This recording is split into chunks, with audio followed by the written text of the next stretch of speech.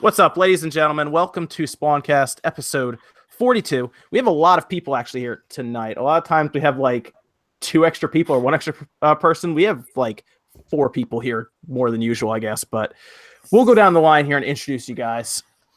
Let's start with Max down on the end here on my screen. How you doing, Max? Living the dream. You playing were gone, lots of games. You were gone last week. Were you at a gaming convention?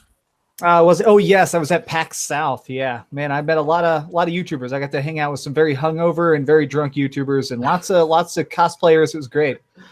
Yeah, dude, I think is it too many games? Was it that too many games around here is like the only convention we go to? I think it was what was the other one, Evan, that we go to? The one in September, was that RetroCon? OmegaCon, RetroCon, and I thought we were thinking of going to Mag, but you only went to it the one time, I thought. I went to MagFest one time, yeah. I should have gone this year, but it's like a 2-hour drive. I guess that's how far CatsCon is anyway, so we might check that out too, obviously. But you were saying a lot of people were drunk and hungover. I think at too many games, 1 year, and I think they've done it since then, they've just been serving beer.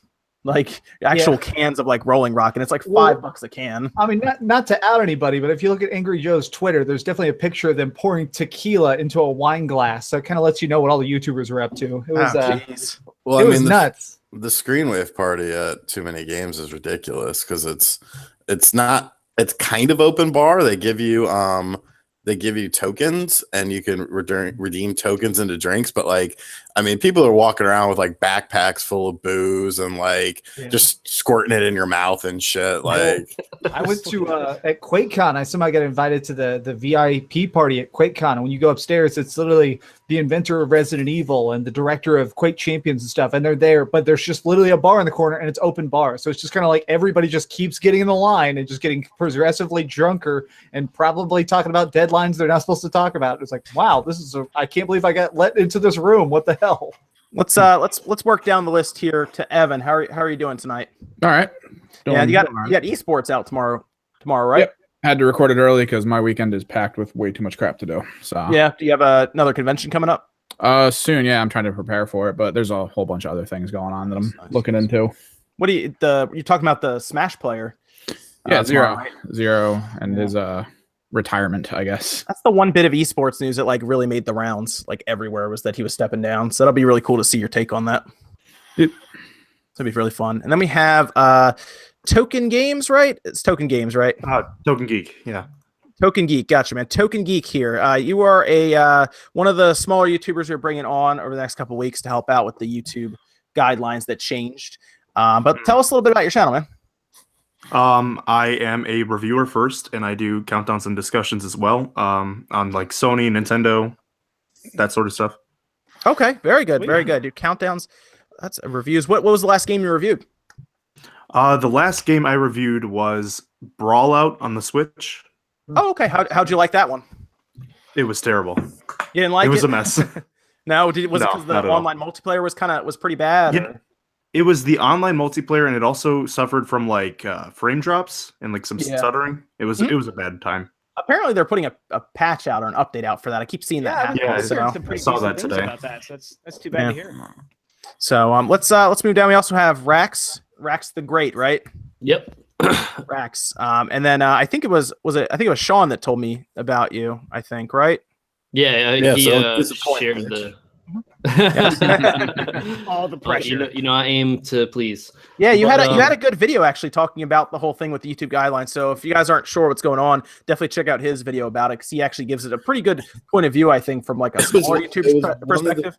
One of the few worth watching. Yeah, because there was a lot of people were more so like complaining and kind of yelling about it, whereas Rax had like a actual like discussion point of view with it. So if you're curious about what's going on, check his video about that. But Rax, why don't you tell us a little bit about your channel? So basically, I started my channel, I want to say about 6 or 7 months ago, and I kind of just make fun of myself. I do different things like thoughts and opinions on video games. I do like skit-based like comedy stuff sometimes. General gaming YouTube stuff. Okay, very good. It was, like I said, check out his video, guys. It was very good. And then check, if you like their stuff, definitely make sure you subscribe to him as well. I know the guidelines are like 1,000 subscribers and some large amount of watch time, I guess, like 4,000 hours watch time. So, if you enjoy their stuff, guys, definitely give them a subscribe and check them out. And then let's move down. We got Sean here. Sean, how are you doing, man? RGT85. I'm good.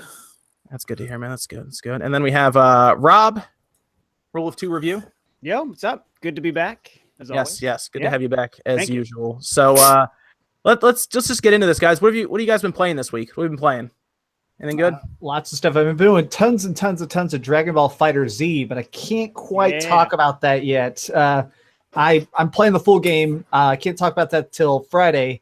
But also, because we were talking about it on the podcast, I actually decided to go back through Yooka-Laylee. I did a full run through of Yooka-Laylee while driving down to PAX. And wow, yeah, they really fixed that game. Like at launch, that game had so many problems for me at launch. Specifically, the jumping just felt so sluggish. So it's weird to play a game that, wow, I mean, they completely updated every problem I had. It's great. Yes. Robert dropped 50 in the 56 in the chat saying, nice to include more people. I need to get some sleep tonight. Upgrade my Patreon instead. This is the last sex for tonight. Robert Erickson, thank you. We'll see you next time, man. I did see you upgrade your Patreon. I had to ask Evan about it because it caught me off guard, but thank you. And we'll see you next time, man. So you're doing Dragon Ball Fighters. When's that review come out? I'm going to put it out on Friday because I've already put in a lot of hours. I don't want to say anything about the story mode or anything about any of the secret unlockable characters, but I want to test the final netcode. So a lot of times when I'm reviewing fighting games, I have so many hours to master it, but then it's a matter of waiting till day one and actually going, okay, did servers crash? Because like beating up employees from IGN doesn't actually test the netcode. I need to fight real players. Oh man. That was harsh. Yeah. Well, it's funny because a lot of their names too will be like IGN Tom or something. And it's like, oh, I wonder how good this guy's going to be. And then I like beat it, get an 800 hit combo on him. It's like, oh, Tom doesn't know how to block. Okay. I think it was, who was I playing in Splatoon? I think it was Pure IGN or something like that. Yeah. That's who I was playing. It was me and, I can't remember the guy's name. I think Red Alpha was playing him. I didn't realize I was in his video until like a week later and he put it up. But yeah, we were playing with the same guy, Pure IGN. I didn't think he was that bad. I think he was okay when he was playing. Dude, the freaking Game Explain. Anytime I run into the Game Explain people in an online, but when I was reviewing Mario Kart 8 Deluxe, there were only a couple of reviewers online. So every time I wanted to record footage, I'd go on there and it would be one of the Game Explain guys and they would just destroy me. It was like, okay, cool. I got it. Champions, got it. Yeah. That's good. What about you, Rex? What you been playing, man? To be honest with you, I recently got a gaming PC, so I've been trying to get back into a lot more like multiplayer games. So I've been playing a lot of like PUBG, CS:GO. I've been trying some different things like Dead by Daylight, and then kind of bouncing around through. Dude, I have a serious backlog of stuff, so the list goes on and on. Yeah, I would say you're in like Evan's territory now with the gaming PC. So nice. Wait, did you just get your gaming PC? I want to say it was like right when I started my YouTube channel, so it was about 6 or 7 months ago. Okay, good. You got in a good time because the video cards like exploded in price now. Yep. Where it's like impossible to get one at a decent I remember someone saying something about like cryptocurrency was affecting that. Yeah, everyone's buying tons of them to mine, so now a standard like 1070 is like $800-$900 and it retails for $400. It's crazy. Quiet Lion Gaming dropped 20 in saying, love all your content, dudes. Been watching a lot of your channels and re-listening to SpawnCast all week. You guys rock. Thank you, Quiet Lion Gaming. You can check out the SpawnCast. We have them up on SoundCloud, iTunes, and then Patreon members get it pretty much the night of with video. And then we usually release it later on. I actually released the one from last week tonight, so that'll go up on the channel live. Just for you guys. So yeah, game PCs are tough now. A lot of people are really mad at the cryptocurrency field because they are exploding really how expensive these video cards are. And then when the next generation comes out, we're going to be dealing with it all over again. So you definitely, it sounds weird. You want to pre-order your video cards when they come up. It sounds very odd. Cry more about the cryptocurrency, bitches. Cry more. Sean doesn't care because he doesn't care about PC gaming. He thinks it's funny, I think. So well, plus I make money on cryptocurrency. So do you? Are you still in that, man? You're still in the cryptocurrency stuff? Oh, boys, it's a good night, boys. What are you in now, Sean? Are you in Bitcoin still? Nah, man, I'm playing that Steam It and Litecoin, and I'm cashing some out right now, actually. People are dumping like 401ks into that stuff, man. It's insane right now. Yeah. Well, a lot of it, crazy.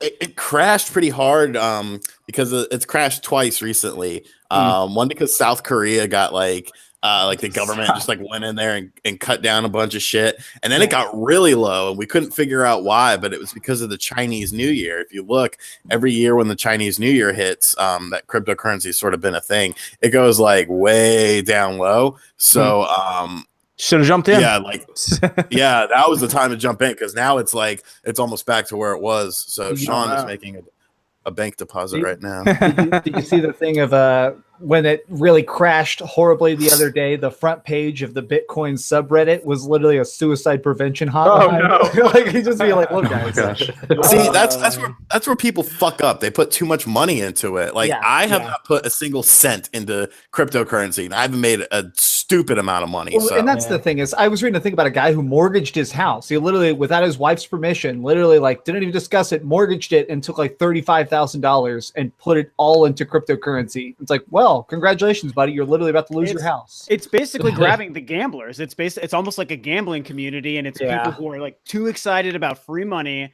and a new hot thing. And obviously, you can make money. Like Sean is killing it, so that's a good example. But it's dangerous, man. It's dangerous for that stuff.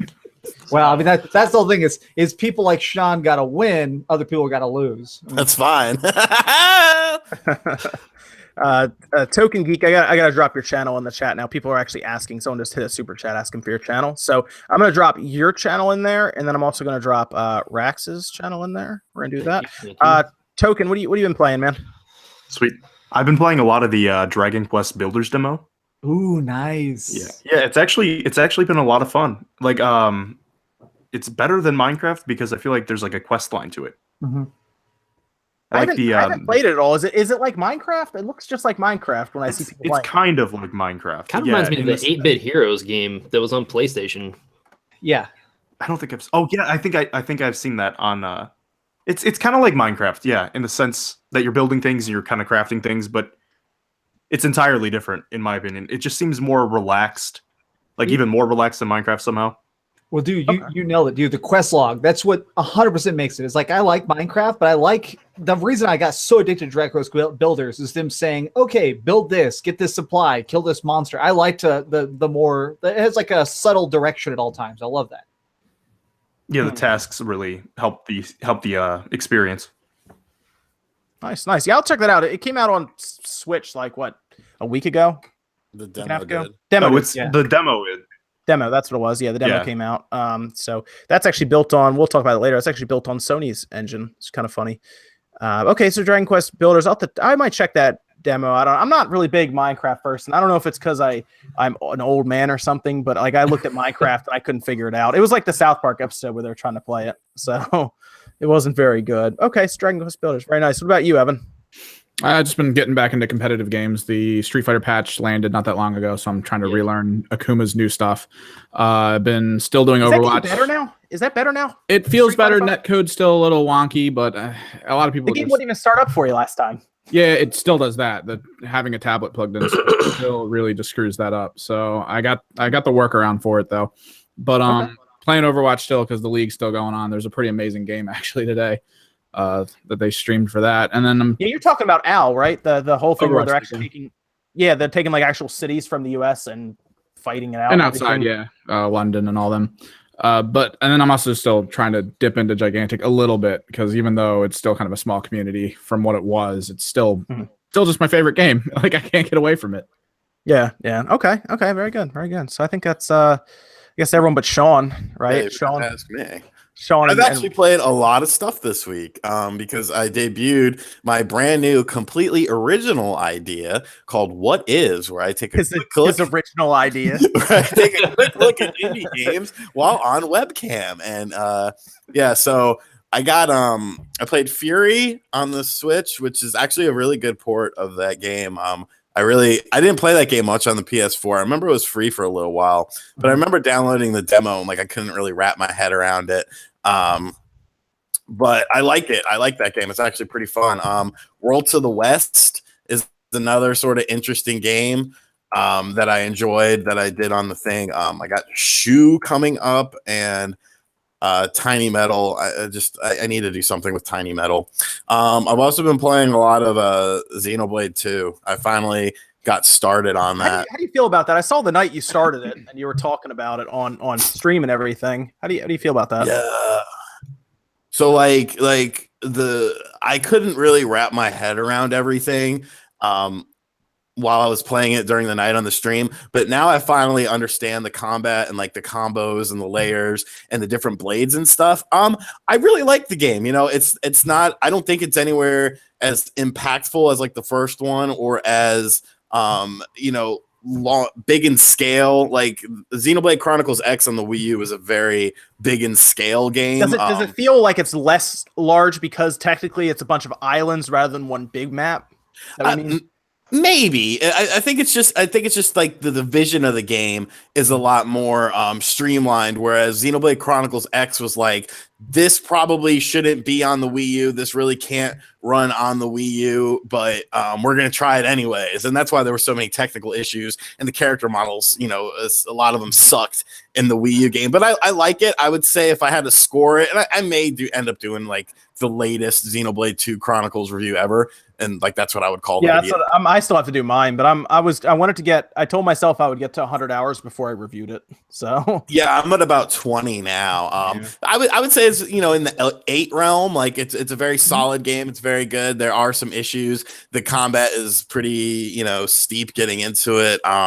It's not very streamlined in terms of it doesn't explain things to you very well in the battle system either. Right. Yeah. So, I mean, I would hold that against it, but I mean, it's a very solid JRPG, and I like the story. I think the story is actually way better than the one in Xenoblade Chronicles X. I couldn't tell you a damn thing that was going on in Xenoblade Chronicles X. I was just like, ooh, big monsters. Ooh, I got a Skell. Ooh, yay. You know. Yeah, the cutscenes are better in this one. So yes, by far. And the voice acting, like, yes, when you're in battle, like it's pretty ridiculous is how they repeat themselves over and over and over and over and over. Don't forget me. I thought they were like forget me. They were patching that out or something, right? Yeah, I think they just patched it today. Actually. Yeah. Oh, that was my favorite part of the original. Like the lines in the original one of the "What a bunch of jokers." What a bunch of jokers. It's Rhine time. Yeah, it's Rhine time. Like I love the people did a meme where you stand in front of a giant clock and everything just says Rhine. Like, oh look, it's Rhine time. Yeah, it's good stuff. Let's is that everything, Sean, or yeah, everything worth mentioning. Okay, very good. What about Rob? Yeah, I've been going through I've been like doing some random playthroughs of some old stuff I've already beaten. Like I'm playing through Bloodborne randomly on some of my free time because I freaking love that game. I started Metroid Samus Returns over again because I can always use more Metroid. I'm like halfway through the Zelda DLC, which is impressing me more and more the more I play it. When it first started and you had like the one-hit obliterator thing, and I thought it was going to be just finding those little monster kind of like packs where you had to just it was like a camp, like a monster camp, and you had to like defeat those to get one shrine. I thought it was going to be like those 4 things and that was it. And I was like, well, this is dumb because I thought the champions were supposed to be a part of this, but then it opens up into a way bigger thing after that. So okay, that's been impressing me. And then the only thing that's really current that I spent a bunch of time on last night is the Monster Hunter beta, and I'm really glad I had a chance to put a couple of hours into that. There's a lot of betas been going on the past few weeks. I know we're going to talk about another one later that I haven't played, but I did. It's okay, don't worry. That's what I hear. I hear that the other beta is really not all that great. So I'm curious to hear you. I think it's more the game than anything else, but yeah. Well, yeah, the game. But Monster Hunter is freaking awesome. Like I'm a huge fan of Monster Hunter. Me and my buddies from back home in Denver go way back with Monster Hunter, and we always get together whenever a new game comes out to play it. And we did that last night, and did about 4 of like the main hunts of the big monsters that they have. And I mean, dude, that game is pretty freaking good. It's good, right? I think it's great. Yeah. It's a lot of fun. I'm really impressed so far. So, I mean, you've played it too, it sounds? I played the beta when it first showed up. I didn't play it this most recent time because at this point I'm just ready for it to come out. I'm gonna buy it and I'm just gonna play it. So yeah, it's a couple days from now at this point. I mean, Dragon Ball and Monster Hunter are Friday, right? So they're like really soon. Yep. I'm just trying to figure out at this point what system to get on, either the PS4 Pro or the Xbox One X. So I don't know. Probably, I mean, probably if you got it on PS4, I could hunt with you, but the X is probably going to be the better machine. Well, here's the thing: the So Pro, it's when you tricky. first start it up, if you have the PS4 Pro, I know it works here. I don't know if it works on the X, but it actually presents you with a bunch of options. Do you want to play for frame rate, for image quality, or for resolution? So they do ask you. That's sweet. That's like a really common thing that games are doing more nowadays on consoles, which is like such a PC mechanic. Yep. But it makes sense with these upgraded machines, so I think that's pretty cool. So Is Yeah, PlayStation getting any that's- like special exclusive content for Monster Hunter? Yeah. nothing announced. Oh, is there? Okay, maybe there is Yeah, something. I mean they're getting the alloy. Alloy is going to be only in there. They got the beta. Exactly. That's why I asked. Well, they got the beta. They're getting alloy. I think is showing up as a character or something, and then also isn't there's going to be like a Mega Man. You can get Mega Man to be Yeah, your it's cat Mega Man. helper. But I Yeah, think I that's feel like for that'll all be versions, what's though. gonna push me over the edge to buy it on whatever Oh, console. it's Mega Man all versions. Okay. I'm pretty sure Yeah. Mega Man is. Alloy obviously would only be. I mean, it like- seems safe just to get it on the PlayStation, just because I can't tell you if it's all going to the Xbox. So. Well, Yeah. my Yeah. thing is, I'm going to review it on PlayStation because I know that that's where the most active community is going to be. Like already, in everybody's- Japan, I mean, Japan, it's going to be all about that. So exactly. And so I'm prepping for that. makes sense to me. Cool. All right, guys. So let's jump into some of our topics, and we got to start with the big one, which is the Nintendo Labo. So who wants to jump in here? Because I already know where Sean stands on this because he made it very known on Twitter when the trailer dropped. But I know Max is on the other side, I think, right? Yeah. Well, my thing is, whatever, good product for kids. I'm not going to be one of those guys being like, I hate that they're making toys for kids. Think about the people online who are so against it.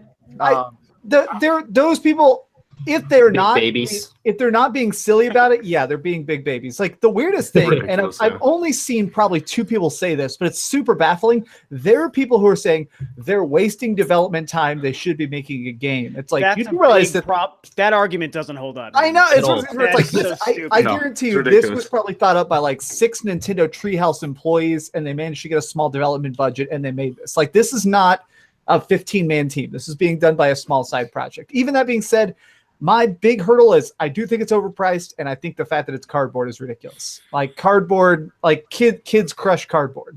Okay. Well, what Okay, else yeah, would it be made out of? Well, I mean, Plastic. Good question.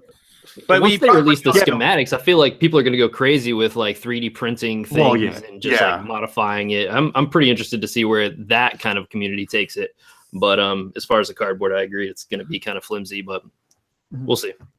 Yeah, I'll have to see what it actually feels like because there are different types of cardboard in general, but I'll have to see what it actually feels like. Is it like the cheap, terrible kind, or does it actually have some strength to it? I don't know. Yeah, 'cause We'll see. I've seen like cardboard that has like almost like a lamination to it, or like a like that thick plastic coating to it. Yeah. But Yeah. Well, they can also put. I think they put like harder pieces of cardboard in between, like like 2 pieces. Yeah, and everything. There's a lot it's corrugated cardboard is what it is. Yeah. So that's like that like more reinforced kind of sturdier stuff.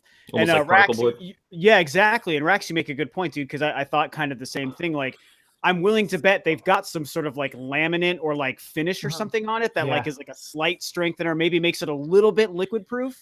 So like a small spill of water or something, because kids are sticky, gross little things anyway. So Well, they're gonna and- get goo all over them. It's Well, probably and- like a and- very early prototype of the product too, Well, Yeah. and if the whole thing is, they're definitely Nintendo is incentivized to make this the strongest cardboard possible, because if it breaks down, people are going to start trying to make their own pieces. So I think they're going to try and make Yep. it where it's like, okay, you're going to want to buy replacements for us. So we're going to, of course, get the most waterproofed paper you can imagine. Ah, that waterproofed paper, man. It's the best Exactly. kind of That's what paper is known for, is how it stands up underwater.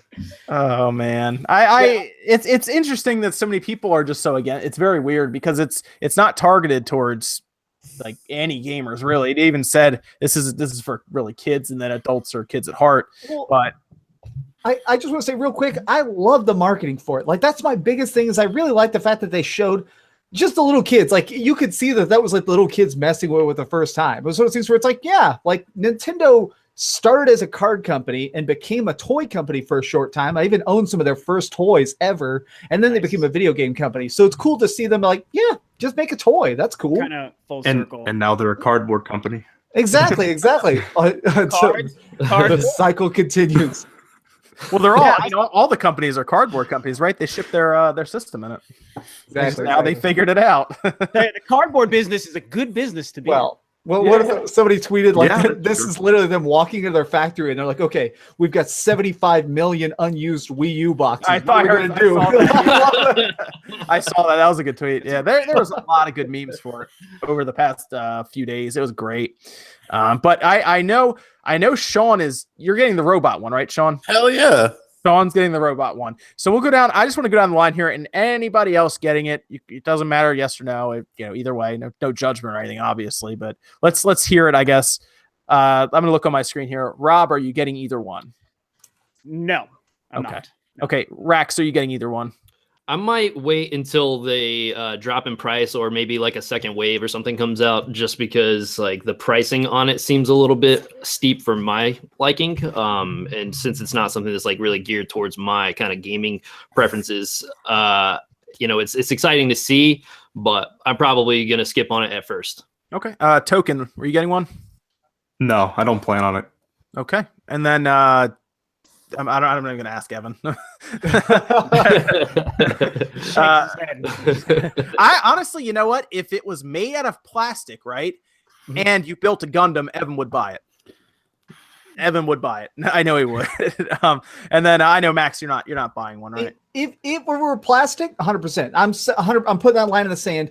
If It's it were more interesting that Kinects- it's plastic that would put you over the edge. Well, my thing is, if it was more like a kit and you had like long pieces, short pieces, connector beams, and basically there was different configurations to make like your Sean robot suit or your fishing rod, I would be much more on board as a Nintendo novelty. But the fact that it's cardboard is 100% deal breaker for me. So it sounds like what you're thinking is like what those old like Connect sets were back in the day in Legos, where it's like, here's all the pieces, just build the thing you want to build, as opposed to follow these instructions to build only this. Like each kit has one purpose. And I know there's going to be like 5 kits per box you buy, but it's still like, I want to be able to make a chimera. I want to blend schematics. Yeah. Okay. There will definitely be more. I think they're going to do a lot of different things. It's weird. What it kind of feels like to me is like kind of a bunch of leftover ideas from the Wii era, I think made it into what this is. And because it feels so Wii-like in just like the delivery, a little bit in the marketing. It's a little bit better than some of the Wii marketing was, even though the Wii marketing was great at the time. Like this is like a modern version of that marketing, but with so many different opportunities and different things that it does, because I didn't even say this, like, I'm not buying it, but I definitely think it's really cool. So like seeing all the ideas and seeing what they're doing is really, it's badass. Like it's impressive what they're doing. And I just feel like they had all these things on a whiteboard in the back of one of their rooms that never made it out for a peripheral for the Wii. And they're like, well, let's just do it for the Switch, because everyone's buying Switches, and if it's cardboard, it only costs us 10 cents. So I feel like that, and it's a good thing. I'm not even saying that as a negative. I just think that's probably where some of this stuff. Well, the trick is with what I've at least seen, because I've been heavily looking into it since it was announced, since that seems to be what everyone's talking about. Even past the issue of cardboard, it feels like it's sort of like what Wii Sports is. It's that collection of all things that the system can do with, like, even without peripherals. But how deep are those really going to go? I mean, they showed us little bits and pieces of it, but is it just going to be like the one moment, that one hit of, ooh, that's interesting, but then it doesn't go anywhere further? And is it going to have a function to it similar to what everyone sees like Wii Tennis as, where that is extremely fun with friends, and that's kind of where the replay value comes from? Or is it just going to fall short, where all the games are kind of like, you play it once, you break a building down as a robot, and you're like, yay, and then you just set it down, and that's it. You just built this giant thing of cardboard with nothing. It's all about the software. To touch on that, I was actually talking about it with a buddy of mine, and I was thinking, like, if this gets to be as successful as they plan on it becoming, I was wondering if like other franchises, like say even like Disney or anything like that, because remember when in Toy Story, when Andy made the Buzz Lightyear suit out of cardboard, like I'm wondering if like other things are going to try and capitalize on it in that kind of aspect, where they kind of try to bring your favorite like franchises to life by letting you build these different kind of kits to kind of broaden the horizons of the game selection as well.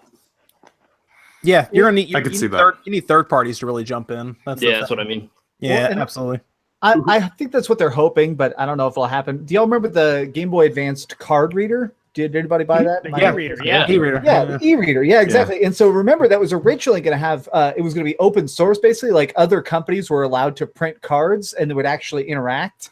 And in Japan, more companies did do it, but here in America, I think we ended up getting like 24 cards, and they were basically like Game and Watch games. And so I think this may be like another one of those of like a cool experiment, but no follow through.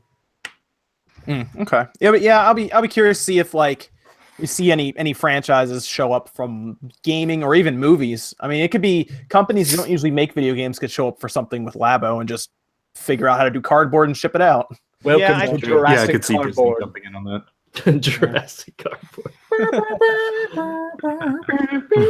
Which company do you guys think will be the first to jump in on this? Like Ubisoft or something? That's what I was thinking. Activision or Disney or something. Disney, I was thinking but Disney. actually, dude, Ubisoft. Actually, that's a good point. Ubisoft is talking about how much money they've made on there. I would not be shocked if they tried like a test Rayman kit or something, just because that is cartoonish and sellable. It's going to be Square, and Final Fantasy 16 is going to be exclusive. Yeah. Final Fantasy The Final 16. Fantasy 15 No, fishing game. Coming out 2025. What's awful is I'd have to buy it anyways. I'm such a Final Fantasy fanboy. I'd be like, yes, this is my cardboard sequel. Yeah. Yeah, Oh, you- I've been saying if they made a Samus arm cannon version, that's when I'm going to buy into this thing. Like, give me that arm Yeah, cannon me and a too. cardboard. That would Yep. sell me. Yeah, you got it, John. Exactly. That's the thing. Oh man. Retro Studios' new project is the Labo. Oh, mentioned. no. That'd be terrible. There was No. a rumor going around that I have a hard time believing about Retro Studios no doing way. something other than That would- games. I have a hard time Yeah, believing that would break my heart. Yeah. Yeah. Probably because I don't want to believe it. So we're all pretty much on the same side with Labo. Sean's buying the robot kit, and he's probably going to be showing it off on camera, I assume. Yeah, right? that needs to be a video, dude. You got Oh yeah. We gotta build a giant cardboard Tokyo for you to stomp around in. It'd be great. Oh, that would be great. There you go. I sent away to Nintendo to see if I get the variety kit. Otherwise, I guess I'm just buying the variety kit, and then I'll check it out. Did y'all get the email that if you have kids, there's a special early event? Yes. Yeah. And I was terrified to go look at Craigslist because I was going to see if people were asking to borrow kids for the day or something. It's not bad. You have to have kids though that are like, what was the age? It was like 8 it's to six, or it's 6 to 10, I think, 6 right? to 10. Yeah. So, someone is going to walk in with at least one puppet and be like, "Hi, I'm Yeah. here for the Labo." Does my dog count? Oh man, yeah. I'm going to look forward to your robot video, Sean. That'll be really funny. Yes, it will. Go play it think in you're gonna public build and that get people's thing, man? reactions. I will. That looked. Did you see when they took the backpack off? That thing looked complicated back there. Yeah, Dude. You need I mean, I'm engineering degree. probably gonna have to have someone help me build it because like I can't do arts and crafts and shit like that. Apparently, the piano takes like 2 hours to build. I heard Oh, that. wow. I heard that actually. Honestly, I wouldn't be surprised if like Nintendo probably had like educators and engineers work on the team to design this. I feel like Oh, I'm something sure, like I'm sure they did. it just seems like something where it's not just Nintendo people on the inside. I'm sure they worked with some sort of professional education outlet or something. absolutely. Yeah, we're still waiting. Which is We're still cool. waiting to find out any studios that worked on this, aren't we? We don't even know who worked on it. Yeah. Yeah. So, I mean, maybe it was internally they did. Maybe they hired actual engineers and they were like, we need this cardboard to turn into a robot. How do we do it? There's just one guy from Nintendo. He showed up covered in cardboard one day, and everyone had no idea what was going on. He's like, I have several ideas. And they're like, okay. Oh, man. So let's jump over to Metal Gear Survive. Because I played it. I know Sean played it. I know Max played it. Did anybody else play the beta at all? Watched a bunch of video of it. No. I tried to play a little bit of it before we did the podcast. So Okay. How much of it did you play? Like an hour or any of it? At all? I played I tried to play for an hour. It was extremely overwhelming when I was like trying so distracted as well. But just the menu itself kind of took me like 10 minutes to figure out like where you're go accept the mission, and then you go into the circle. Like I'm like, why didn't you just make a regular? I don't know. Make it What regular. about Token? Did you get a chance to play it at all? No, I didn't. I watched a few videos on it. But that's Okay. about it. Max was probably the most critical, I think, at this point. I tried playing it, and I didn't like it very much at all, to be honest. I'm a little sad as to where the series is now. But I know Max did a whole video on it, and I did 10 hours of it. wow, 10 hours. That's more than I thought anyone would do. But Oh wow. It That's was more than Konami thought anyone would do.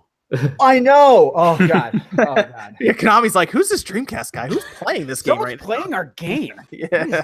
Well, what's weird is that I kept getting in lobbies with people who are really, really, really strangely good at it. And so basically they would have headsets on. And so I just teamed up with them and I would run around. So I got a bunch of great footage and I kept wanting to get more matches to get more like more of an understanding before I did my video. And these guys educated me a lot. But it was funny that even the pros were talking about how bad it sucked. I mean, I was literally playing with people who are level 20, which is the max level of the beta, and we're like running to get all the secret items on every single map and getting the super mechs and stuff. And even they were like, man, this game is trash. It's like, then stop playing it. Why are we all doing this? It's like it feels just like a raid mode, kind of. I don't know. It is. It's stupid. Yeah. Like I mean- I don't. Why? Why would you make this? Like, hey, you know, it's a cool idea. What? Oh, we could have people poke zombies with a stick. Yeah, Okay, literally. okay, yeah, cool. Yeah, that sounds like a great idea. And we'll put Metal Gear on it. Yeah, okay, sure. Why the fuck not? Like, it just makes no sense, and it's like not fun. You could see how much loot crate nonsense they're gonna put in with it. Yeah, it was Definitely not bad. a Metal Gear game. It's like interdimensional species. Like, shut the fuck up. Like, God, just make a new IP. Loot crates are going to be such a, I 100%. So the revive pills, and I was looking at somebody, they let IGN play like the first 2 hours of single player. And in that, there was a really heavy focus of just wandering around the desert and building a respirator and actually putting oxygen in your respirator and finding food and water. That stuff really looks like something that's going to be microtransaction. 100%. It looks like they're going to really try and put revive pills basically in loot crates. And Well, I stuff saw like the that. game. The game's only $40, I think. Yeah. I was about to ask if it was a free to play game, but No. $40 They need that cut up what front. the hell? Yeah. Yeah, but it was pretty clear because when you finish, they were dropping like these loot boxes down, and it's pretty clear you're just gonna be able to probably buy them at your home base more than Well, likely. yeah, that, and also I don't know. So the longer you play, as you level up, you start getting these things that are called junk gear, and it's really weird. It'll be like basically like I got this crazy like skeleton chest piece from Metal Gear Solid 2 that looks really cool. It's the ribcage armor that Raiden has. But I couldn't do anything with it. And they were like, oh, you need this many rare materials to actually craft it, or you can choose to destroy it and get a bunch of like money. So I was like, well, of course I'm going to keep the schematic. And I kept playing and playing and playing, and I never found any more of that material. So it definitely seems like the thing of like, they're going to try and carrot on a stick you into buying loot crates after a while, being like, well, I've had this thing and I'm 90% there. I guess I'll buy another $5 of crates. I don't have a lot of hope for that game, and now I don't have a lot of hope for Metal Gear anymore. It makes me really sad. I just don't think they have the creativity that they used to with Kojima. Yeah. I don't think they do. I mean, once he left, like they had to like pretty much rush Metal Gear Solid 5 to the finish line, and that's why it was missing like its whole final act. Yeah. Well, and the weird thing is, so I've played literally every Hideo Kojima game, all of them, Snatcher, Boktai, The Sun Is in Your Hands, everything. And so it's weird to see like all of his creative ideas and then see the first game completely without him. And it is the most bland piece of crap ever. It's like, oh, this is the world without Kojima. Got it. Yeah, it's pretty clear. He was like the driving force behind the story. Probably not the engine or anything. Like I'm sure Konami and their internal team developed that, but without a good story, Metal Gear Solid would have been a really boring game probably. So. I do think that there's something interesting happening with it though, because it is at the very least Konami trying to make some kind of game that they think would appeal to like a hardcore gamer, which it seemed like they were stepping away from that. So obviously the game sounds like it's like super trash. You guys all hate it. I'm sure it sucks ass. But the fact that they're making a Metal Gear game and they're trying to get into like, ooh, the online, battle royale community is really big. So let's try to do this. I think that there's just at least something there happening that I find interesting. I mean, coming off of Bomberman, right? So they had Bomberman on the Switch, which was like pretty much a real game and it's supposed to be really good. So that's cool. And then they come out with this crap game, but it's in like a well-established core game series. So I just wonder if there's something to them trying to eke themselves back into like making real games again. And the only reason that gets me possibly excited, even though I am so not cool with Konami right now, but give me that Silent Hill and give me that Castlevania. So those things get me really pumped.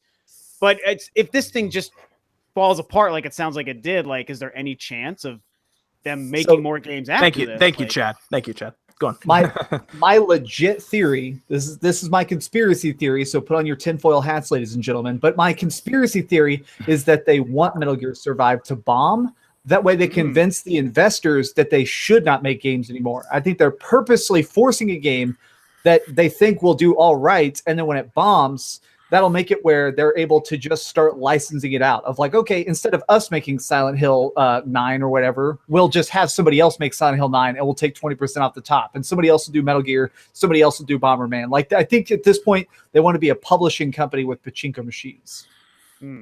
They should really try to pitch a remaster or a remake of Twin Snakes to Nintendo. They really should try to do that. 100%. That's what they should have done. That's what Metal Gear Survive should have been instead. Is it should have just been like, look, guys, we're proving our worth, like what Coalition did. Like a lot of people don't like Coalition, what they did with Gears of War 4, but it was smart of them to start out by remaking Gears of War 1. That was such a smart move.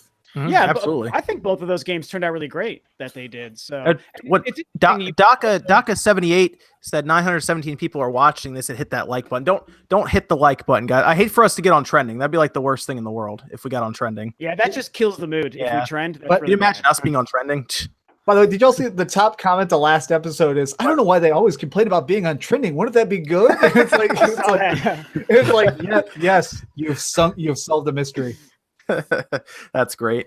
I didn't see that comment. I'll have to go check. It was I upvoted it. I was like, hey, got us. Yeah, you got this upvote.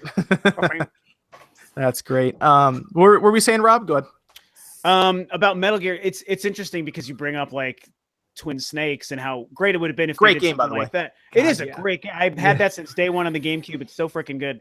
And it's interesting because literally that remake of another remake probably would be selling better and way better received than this brand new game that they're making. And so that's just really telling of like the Konami Metal Gear Survive situation. It's just like that. People would probably rather have a remake of a remake than a brand new game. How sad is that? But think about it. That game would look really cool in like the newer engine kinda and portable on the Switch. That would honestly, with how serious the Switch community is for buying games with indie games, that game at $40 or so, even at 60, they'd probably be able to get away with it with what we see. They'd sell a lot of copies. Well, that and imagine if they re-recorded some of the audio and stuff and actually brought David Hayter back, like show a good sign of faith of being like, look, okay, we made some mistakes. We got the right guys back in the sound booth. Let's do this. Like they'll really get some fans on their side. They would have to do that because the whole Psycho Mantis battle relies on it knowing what games you've played. And when they did Twin Snakes, you guys probably know they did that. It was like, oh, you like Sunshine Double Dash, do you? Like, no one was playing that on the PlayStation, but they did that for the GameCube. So they'd have to do that for a Switch version, but that'd be awesome. But how is the collection not on the Switch? It was on the Vita, like the HD collection. I don't understand how it's not on the Switch at all. That makes no sense to me. Exclusivity contract or laziness, who knows? I mean, it's on the 360.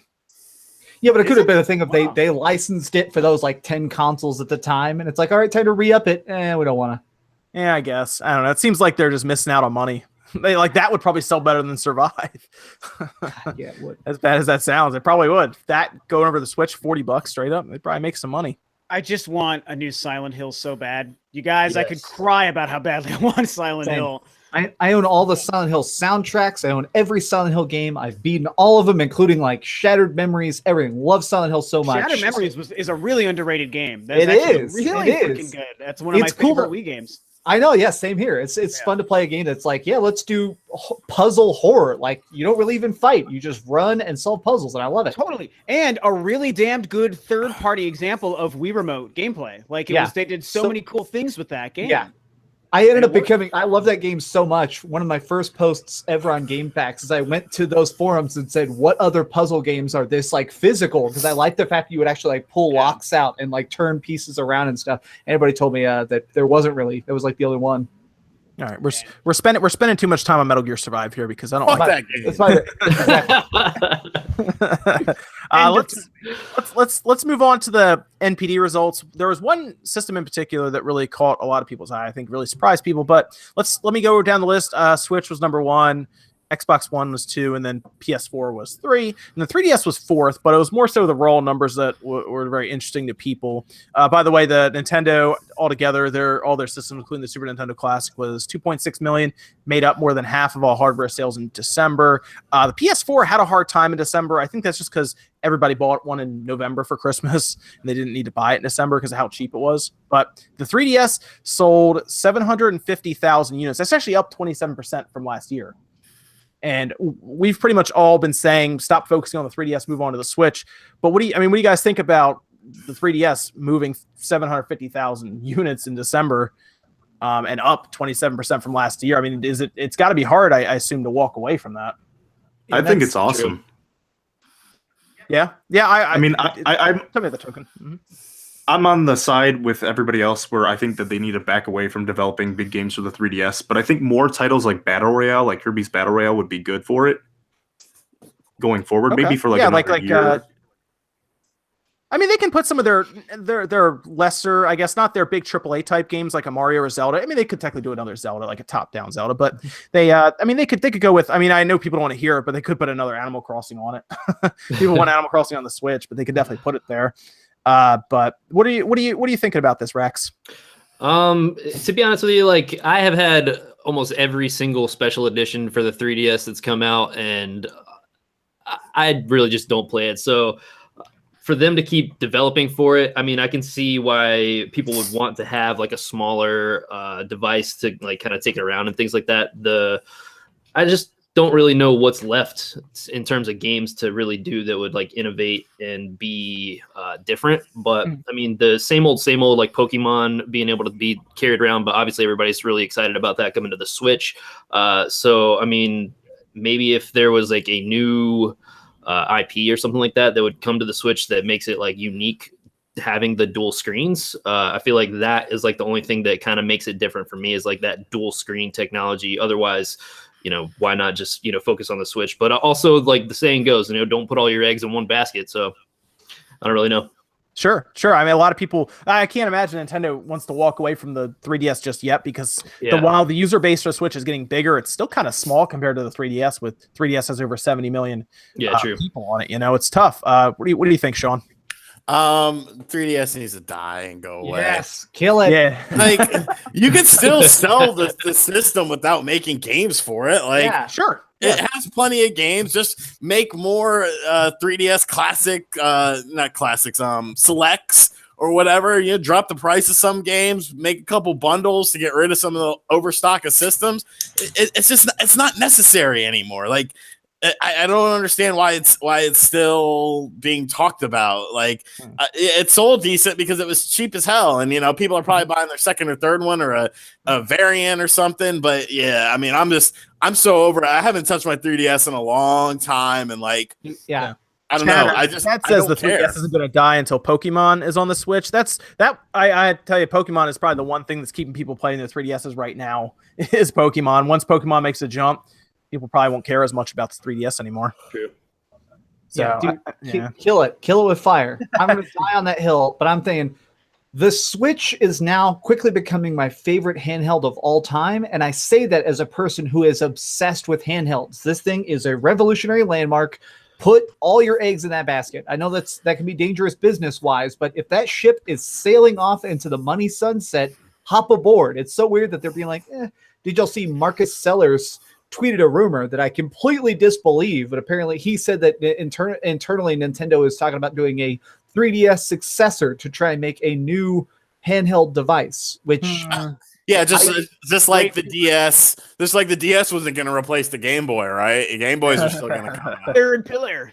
I see a lot of people, or a couple people saying, how do you ignore a base of 70 plus million? It's called moving on. The 3DS came out in 2011. 7 years ago.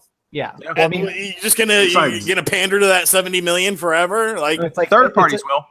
Well, the whole thing is like, look, man, the PS2 sold incredibly well. Eventually, we got a PS3, and that sold really well too.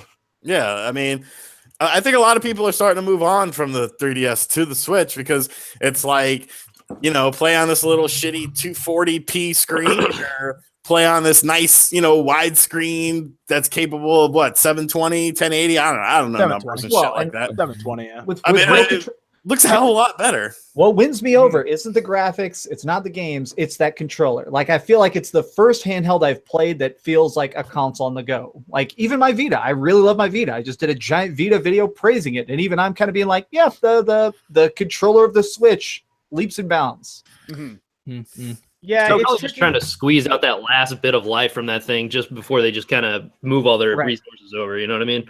Yeah. Yeah, you're gonna see Atlas localized stuff. They're doing stuff this year. What Radiant Historia and I know a new Shin Megami game is coming to it. You're gonna see third parties localize and move stuff over and play. It's probably cheap to develop for the 3DS anyway. Oh, of course. I would think so. Yeah, I so- feel like So the HD graphics. Yeah. I mean, honestly, Well, that has to be such a good thing for development costs, and people will still buy those, those weird Atlas games and those Nice America games. It's like, I don't care about what third parties do. If they want to continue to support the thing, that's great. I don't want to see Nintendo release more than like 3 or 4 games for the thing this year. Do you know what happened the last? Do you know what the is exactly. Do you know what happened the last time we were talking about the 3DS dying and we were like, they should move on? You know what happened? I remember this. I was watching Shane from Re-Res talk about how they need to move on to the Switch. And you know what happened while he was talking on stream about this? The 2DS XL got announced while he was on stream talking about it. And I was laughing so hard at this.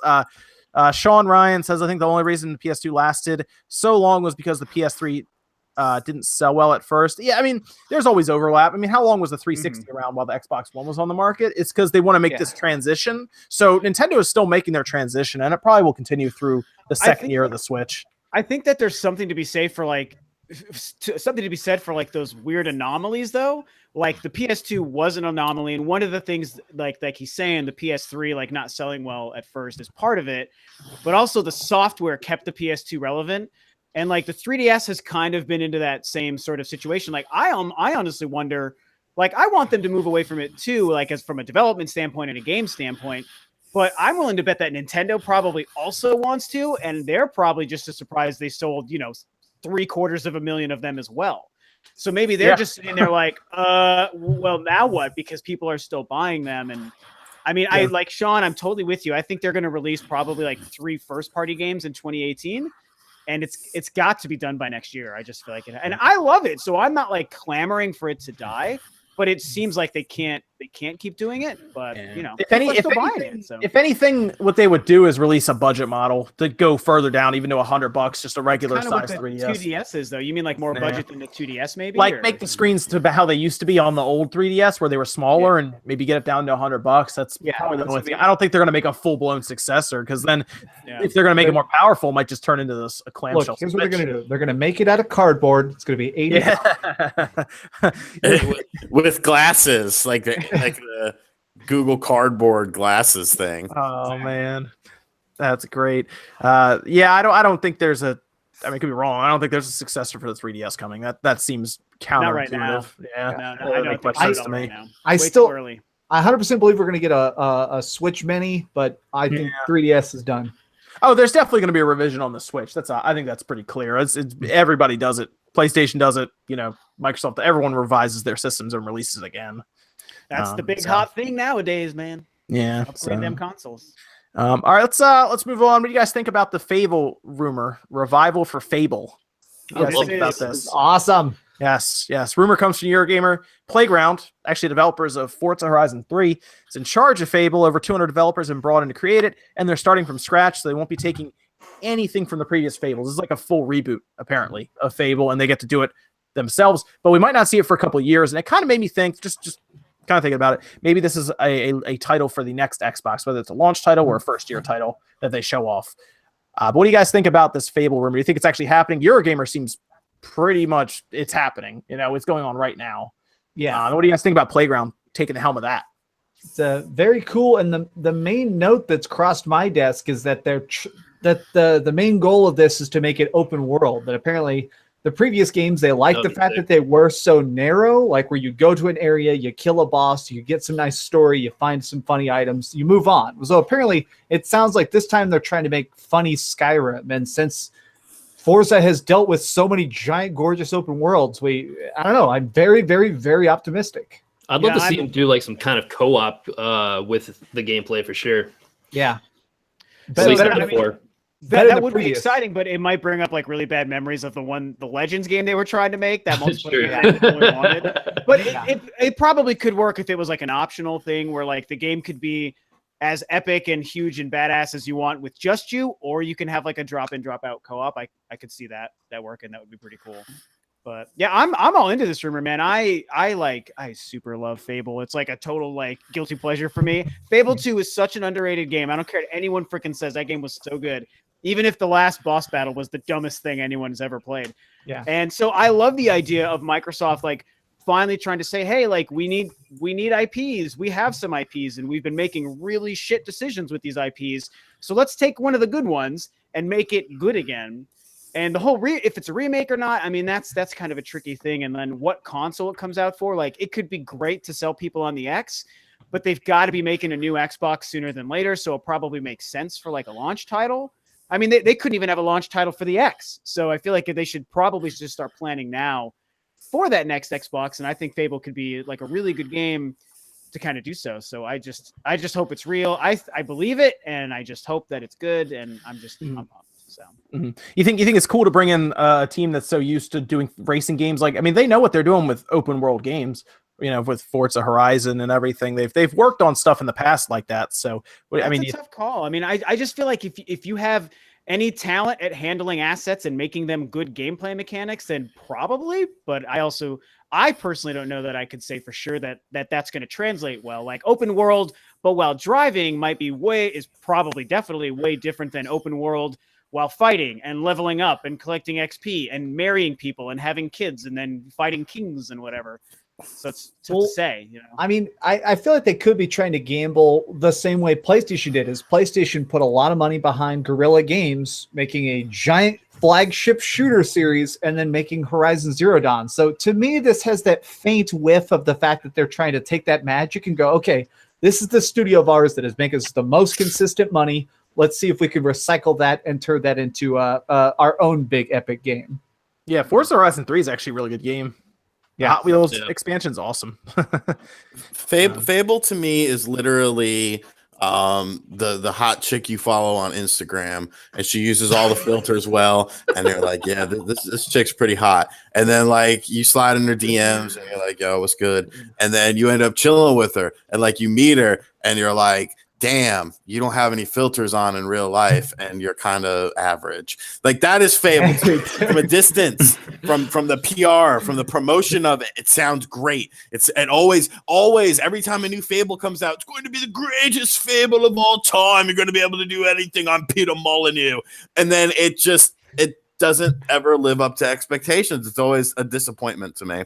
Well, did you like the first one?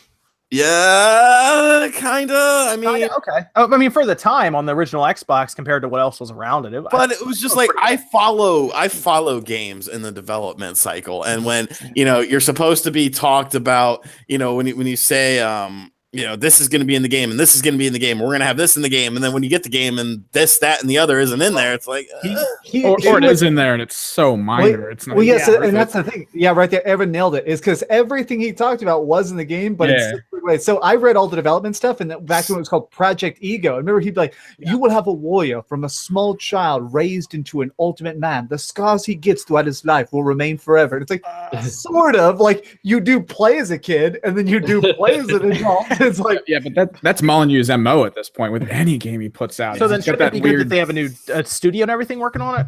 New developers? Shouldn't it be good then? But it's all about how it's directed, though, and what decisions they make. Yeah, maybe, but then why call it Fable? You just make up a whole other name and just go for an actual RPG. People at least know Fable, I mean, the name carries a lot. I mean, we see it with anything. For me, it doesn't carry positive connotations, though. I'd rather play a whole other game. For the Xbox community, I think it does, though. They're like, oh, cool, Fable. Just like how they get excited about Gears, or I get excited about Halo, even though I didn't like Halo 4 or 5. I'm looking forward to 6. I mean, obviously, looking at the podcast notes, obviously Xbox, diehards will buy anything. So Jesus Christ. Yeah. I will say I have a really funny story about the first Fable 2, talking about that game, because I liked the first Fable 2, but it was super controversial because it didn't live up. And when that game was releasing, like 2004 or whatever, I was working for GameStop as an assistant manager back in the glory days of the 6th generation. And I remember Fable which year was that? Which year was that? I worked there from 2002 to 2005. So like almost the entire six gens. So I sold more GameCubes for Nintendo than Nintendo sold. I was like, you don't want that PS2 shit, buy a GameCube. It's way cooler. But so Fable was like, it was a big deal. You guys probably remember there was so much hype and promotion and everything, like Max, you were just saying about how they were hyping up what you could do. And I want to say a week or two before that game came out, we got an email communication, which back in 2004 we had to print out on that old garbage printer paper with like the circles on the side or whatever. So we have to read our email for the morning. And this huge thing came in all about Fable. And it was like, warning, tell every customer who's buying or reserving Fable, you know, and this bullet point list of like 20 things that are not going to live up to everything that had been promised for 2 years. We had to literally have conversations with everyone who wanted to buy Fable. Oh yeah, you want Fable? Okay, great. By the way, it won't do anything that they've been promising to you. It was a big deal for GameStop. Warning people about it. It's like, you can do all of this, and now they can't, and they feel like they were lied to by GameStop. Yeah, it was super short, funny thing. I was doing research for a video that I ended up not writing about game developers who went insane. And I found out that about 75% of the way through the development of Fable, they got hacked.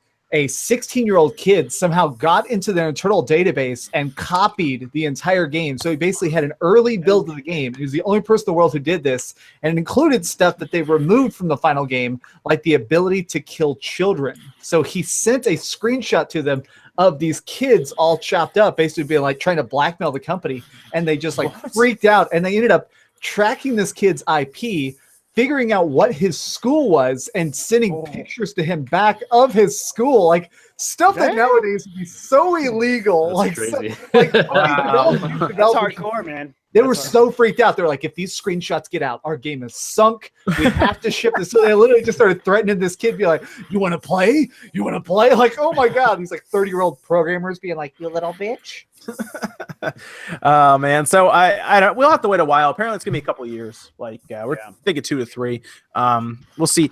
Token, I think it might be breathing into your mic a little bit. I think it might be you. Am I? Could be me. Or maybe Sean. I was trying to no breathing. Sean's mic is right next to his nose. I was trying to figure out. People were asking in the chat if breathing. I was trying to figure out. I was trying to watch the little noise things that tell me when people are talking. And I was like, it's either Token or Sean. I'm knocking around a little bit. It might be Sean actually. Now that I'm hearing you guys together. Man, it's all right, Sean. It's all right. Joking. Let's move on here. You guys ever thought about making an NES game before? Actually, yes. Kinda. Thought about it. Okay, have you guys heard of NES Maker? Yeah. Yep. Okay, Sean. I watched your review. Okay, there you go. Sean, did you talk to them at any of the conventions or anything? No, but I know the guy that's doing it. He was actually at fucking Retro World Expo showing NES Maker, and I didn't realize it, which kind of pisses me off because I would have stopped by his booth. I thought he was just showing off the Mystic Searches game. Originally they built a game, but they built an engine to build the game, right? And then they started to realize that the engine was worth more than their game. Yeah. I mean, that's essentially what it was. They weren't programmers, so they had this program sort of made, and they helped make it to, plug and play NES stuff. And then they realized, this is actually pretty cool. Maybe we could do something more with it, and people could create their own games. And like that Kickstarter went insane. Like, they hit every stretch goal, and then they added one more stretch goal. I don't know if they've hit that one yet. I'm looking right now. Yes, they've hit all of their goals now, even the extended stretch goals. So they're gonna have. They have the Music Maker now. Yep, they got Music Maker. They got $101,000. Wow, for this. Yeah, they're at $101,000 right now. Wow, with 22 days to go. Yeah, and that's cool because honestly, I was gonna get it, but I wanted the shooter module because I felt like that'll probably be one of the easier style of games to make than like a full-on adventure game or something. But now that the shooter module is out there, it's like, okay, I'm gonna snag this now. It's only, after shipping $100 for everything you need to make the games. Yeah, Token, it's still open. You can still back it. Yeah. Okay. Yeah, just letting you know. I saw you in chat. You can still back it. It's still open. You feel free to pop in and just cut Sean off. It's not a big deal. Yeah, that's fine. I've been looking. Are they making the rounds of too many games this year, Sean? I actually want to talk to them, see what they. I'm sure Joe will be there. It's Joe Granado, and Yeah, he does like every con Yeah. ever. I, sure I played some that was almost exactly like that, but this is called Super Retro Maker, and I played this, and it instead of being everything, it's 6 pre-built modes basically. So you make like Mega Man, Castlevania, Contra levels, but it's same exact thing except different, and they're also doing it on Kickstarter. That's why I was confused, because this is literally the exact same freaking thing, just like different team. What do you think? What do you think about that, Token? The NES maker. All right. Did we lose him? Token! You dropped the ball. Back. Token mute guy. You guys are talking to me. Yeah, I actually been thinking of like game concepts for like a year now, Oh, and cool. this is perfect for me. Oh, okay. See, I was trying to figure out if there were That people kind who of had. style.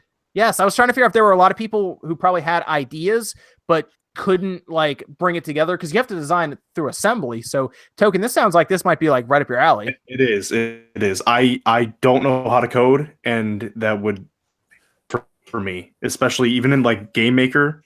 Even Game Maker wouldn't be enough for me. So this is perfect.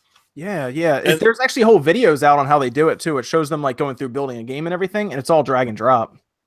And the best thing about it is now that they hit all their goals is that they're going to have modules, and essentially there's 5 different modules. There's the adventure model, the platform module, the RPG, brawler, and shooter. And so it'll be like streamlined. You can choose which module you want to as sort of like your baseline for the game, and then you could just plug and play shit into there. Like I know a couple people that have actually tried it, and they said it's actually very easy and very user friendly. So it could be very cool. It'll be good for the homebrew community at least. Yeah, when we were at Retro World, I stopped by his booth and he like went through like a pretty detailed.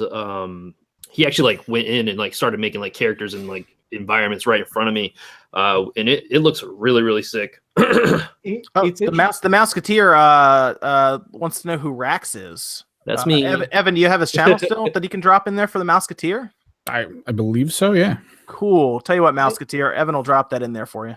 I think Thanks, what I'm most curious That's actually Token Gamer. Let me get Rax as well. Yeah, drop Put them. them both in there, you know. Oh, thanks. I think what's most interesting to me is the entire YouTube channels are going to be based around this. Like there were some YouTube channels that straight up are just Mario Maker channels. So it's fun to think that there's going to be NES Maker channels. That's going to be that to me is more interesting than me even playing it, is already imagining the community that's going to build itself around that. And what's great is Nintendo can't copyright any of it because people are making Nintendo games. And that's pretty cool. It's true. Well, do you know what? You want to know what the best part is it's completely hardware compatible, which means I think there's a tier. You could buy them yourself. I actually have one here. It's a kazoo programmer. You can actually pop a blank cartridge in, which you can also buy. I got this on Infinite Lives, and you don't have to solder anything, because when I would build repros, you have to solder everything. You don't have to solder anything for this. So you actually plug this in through USB, and then you pop your cartridge in, and then it programs it. Wow. So, and then you pop it in your super NES. Rad. That is super, super cool. I have a Oh there's a yeah, I Super see it. Nintendo It's the and NES one. $88 tier. Yeah, or you can just buy them. If you go on, what is this, infinitelives.com, you can also buy the blank cartridges. InfiniteNESLives.com. That's where they get these from. A very cool site. I've been going there for a long time, since back in the day when we were designing repros all the time for the store. But you can actually design your game on the computer, and then you flash it, and it'll test everything before it flashes it, and then you can actually play it right on your NES or your Retron or whatever. I love this because I know somebody will end up making a brand new Metroid game, and I cannot wait. It's not going to be Samus Metroid, but it's going to be like, I know someone's going to make that exact same kind of like sci-fi backtracking 2D side-scrolling game, like in the vein of Metroid, like Axiom Verge. I'm all about a new game like that. So Did you play Rogue Dawn? No, I haven't heard of that one. You haven't played Metroid Rogue Dawn? Is that like, it's probably one of the fan ones, I guess? Like It's no, not one. It is the fan one. Like this is like top tier. Like I'm gonna look that shit up. Yeah, Metroid like Rogue Dawn. Yeah, you need to go ahead and play that. Like it's next level shit. Honestly, if you get a kazoo and you get and like a blank cartridge, you can flash anything to it. You can flash like ROM images to it too, technically. Oh, sweet. Yeah. It's still using like 8-bit style. Yeah, dude. Like this, it's they made NES carts of it, but I think I there just was saw pictures of that too. Actually, yeah. Yeah, Darn. That's amazing. It's legit, dude. Yeah, if you go to ROM hacking, there's all kinds of really cool patch. Actually, it was ROM hacking now. I think they're still up. Yeah, no, ROM hacking's still up. Oh, okay. I remember they went down at one point, and I think it was just some joke or something. I don't know, but they have some really cool patches if you go on there. I just want every game to be like this game. That's just what I want. Like all games should just become what this Metroid game is right here, and that'd make me happy for all time. I was thinking about So cool. like maybe some people take existing games and then demake them. Like I had that Final Fantasy VII NES game that I played. I have those all, yeah. Something like that, right? Maybe they go back and they take their RPG module and they remake a newer Final Fantasy, or they remake and that makes me whatever. it makes me think of the thing from the Ubisoft guy recently who showed that they were making like a 2D Wind Waker that was like a retelling of the GameCube Wind Waker, but and it was on the Game Boy. It was Game Boy Advance, yeah. Game Boy Advance, so it's like kind of the same idea, and that never released, but apparently it was like being made. Well, so that kind of stuff is cool. Did you ever see Resident Evil NES? Have you ever seen that? Yes, they have one on the Genesis too. Hold on, I got a cool Resident Evil. Let me grab it. Oh man, I'm all about the Resident Evil, and it's not Sweet Home, I'm assuming. Yeah, no, it was a legit. Somebody remade Resident Evil 1 scene by scene on the NES, because in China the NES just kept selling so well, so the Chinese hackers kept making weird bootleg games like that. That's crazy. Do they still have like the door loading and all that kind of stuff? Yep, 100%. Really? And it That's was amazing. the map is the same, puzzles still operate the same, but they use the shooting system, I think, from Gaiden, so it has like the weird like shoot bar. Oh, okay, gotcha. Yeah, I would love to see that. So this is the best. Yeah, this is the best Resident Evil. Resident Evil Game Boy Color. Yeah, we're just talking about that. I love that. Oh no, I know that one. Yeah, the unreleased one. Yeah, that's unreleased. Yeah, some team like, who did I buy this from? Oh, it's a dump of a romhacking.net thing. Did you get that at Too Many Games? Yes, I did. I actually know who you bought it from, actually. Who did I buy it from? I don't remember. Oh gosh, I'm trying to remember their name.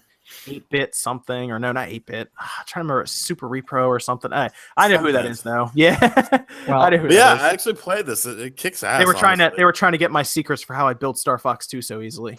Well, yeah. Okay. Trying to get my. I love that kind of like Resident Evil is this weird, like it's one of my favorites freaking series, and it's weird because there are so many weird games that exist just like that one, even though that one's like not official.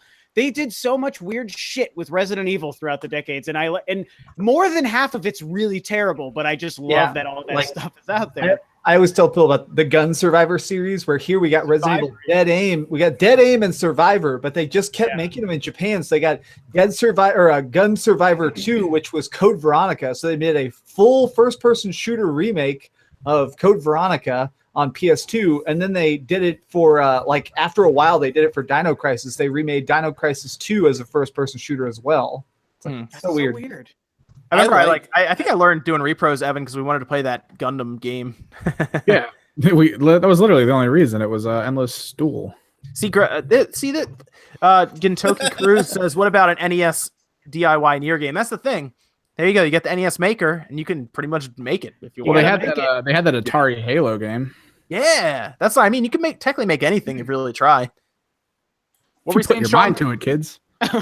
What were you saying? Learning lessons. I liked the Dead Aim and Survivor game. Like they weren't great, but I mean, for what they were interesting deviations. Like they're cool. The American version, I hate that the American version of Survivor got changed at the last minute, because remember, originally what you're supposed to do is you put a light gun into controller port 2, and then you walk with controller point 1, and then you shoot at the screen. But at the last minute, Columbine happened, and they were too afraid of making a game where you just walk from room to room shooting people. So they're like, oh, let's just... Yeah. But yeah, you guys will be able to technically, if you get the NES Maker, you and some friends can actually build a game you could technically sell too. Like you actually build a fully retail game that you could sell. So that's actually really cool. The problem is like, where are they going to, because this is the problem with Steam. We keep talking about how it's inundated with crappy games, and there's a lot of engines that Steam sells as well. So, well, apparently here, you can actually pledge $10,000 and they'll build your game for you. Oh, that's fun. That's so nice of them. Right. But like, how much shovelware are we going to get? It's going to be interesting to see. I mean, I think programming an NES game still is going to be undeniably more difficult than something like Steam. And I don't think necessarily the tools will be as accessible. Even with this, you know, you're still like, are you gonna have really that many people wanting to make, you know, a shitty game for the NES just to make it? I don't think it'll be quite as bad or anything. But Yeah, I actually think what sell. I think what could be its saving grace too, building off of that, is the fact that people doing this are like passionate about it. They're like, so like, we just love the NES. We want to create something that, you know, that reminds us of those games. So like probably less people out there just to make a quick buck. They're doing it because they love the NES. So I'm not like looking to create any games. I'm not really a big creator, but I'm curious. Are any of you guys interested in the NES Maker, like actually making a game with it? I know Token, you are, right? Yeah. You're probably signing up for that like now while we're on the podcast. But what about everyone else? What do you guys think?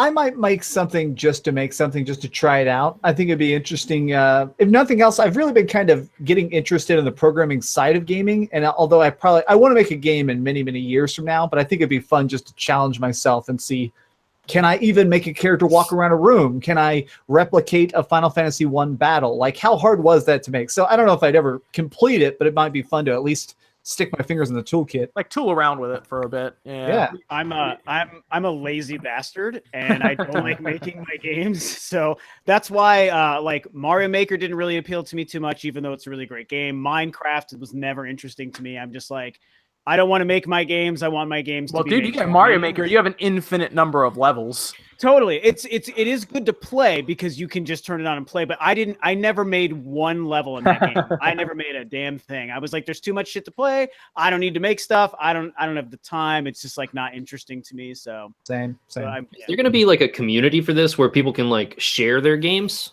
I think so. Yeah, I think if the company doesn't make it, there will be one. Someone will make it. There'll be a subreddit. There'll be a forum. There'll be something. They're gonna put it on one of those ROM sites, I'm sure. Well, apparently $36. Take care of themselves. $36 gets the software, and that's being delivered August 2018. So it's actually not that far away. For Kickstarter terms, that's not far away. Kickstarter terms, It's like, we'll see you in 3 years with it, maybe, but that's not too bad. So we'll see how that goes. I think their engine's pretty much done. They're just making it user friendly and able to just be delivered in like an exe or an install file or whatever. Yeah, it's pretty much all done. Yeah, because they've been using it. What do you think, Evan? Are you gonna build an NES game? Well, not through that. I mean, if it comes down to it, and I do eventually want to make something, because you and I have talked so much in the past about making random games. Everybody talks about making a game, though. Yeah, right? But there's so many better engines for more modern things that can still achieve retro style looks, but could have more mechanics for. Let's say if I want to do a side scroller beat 'em up, probably going to have more function there than with this type of engine. So it's definitely one of those things where it's for the love, but I don't really need it. I've always secretly dreamed of doing a scene-for-scene remake of Ninja Gaiden Black, but with Chuck Norris, and just like having all the sound effects be lines from Chuck Norris movies, like "You can't mess with the bear claws." Well, with this, I wonder if it can convert. Like if you could just dump Ninja Gaiden into it and then start changing out all the little sprites and stuff, make your own game. It'd be pretty sweet. All right, everybody, get ready for Chuck Norris Puncher Hunter. Well, the people from NES Maker want me to check out a beta build. I will check it out just for fun. I won't build Ninja Gaiden with Chuck Norris though. I'll let Max do that. Appreciate you not stealing my idea. No, I'm not stealing your idea. Let's do you guys want to move on? We got a couple more topics before we can do some Q&A from the crowd here. Fire Engine is now compatible with the Switch. It's Sony. It's actually Sony's free engine. You can use it for games, and you see it with a lot of smaller games. Although Danganronpa, I believe, was built with it.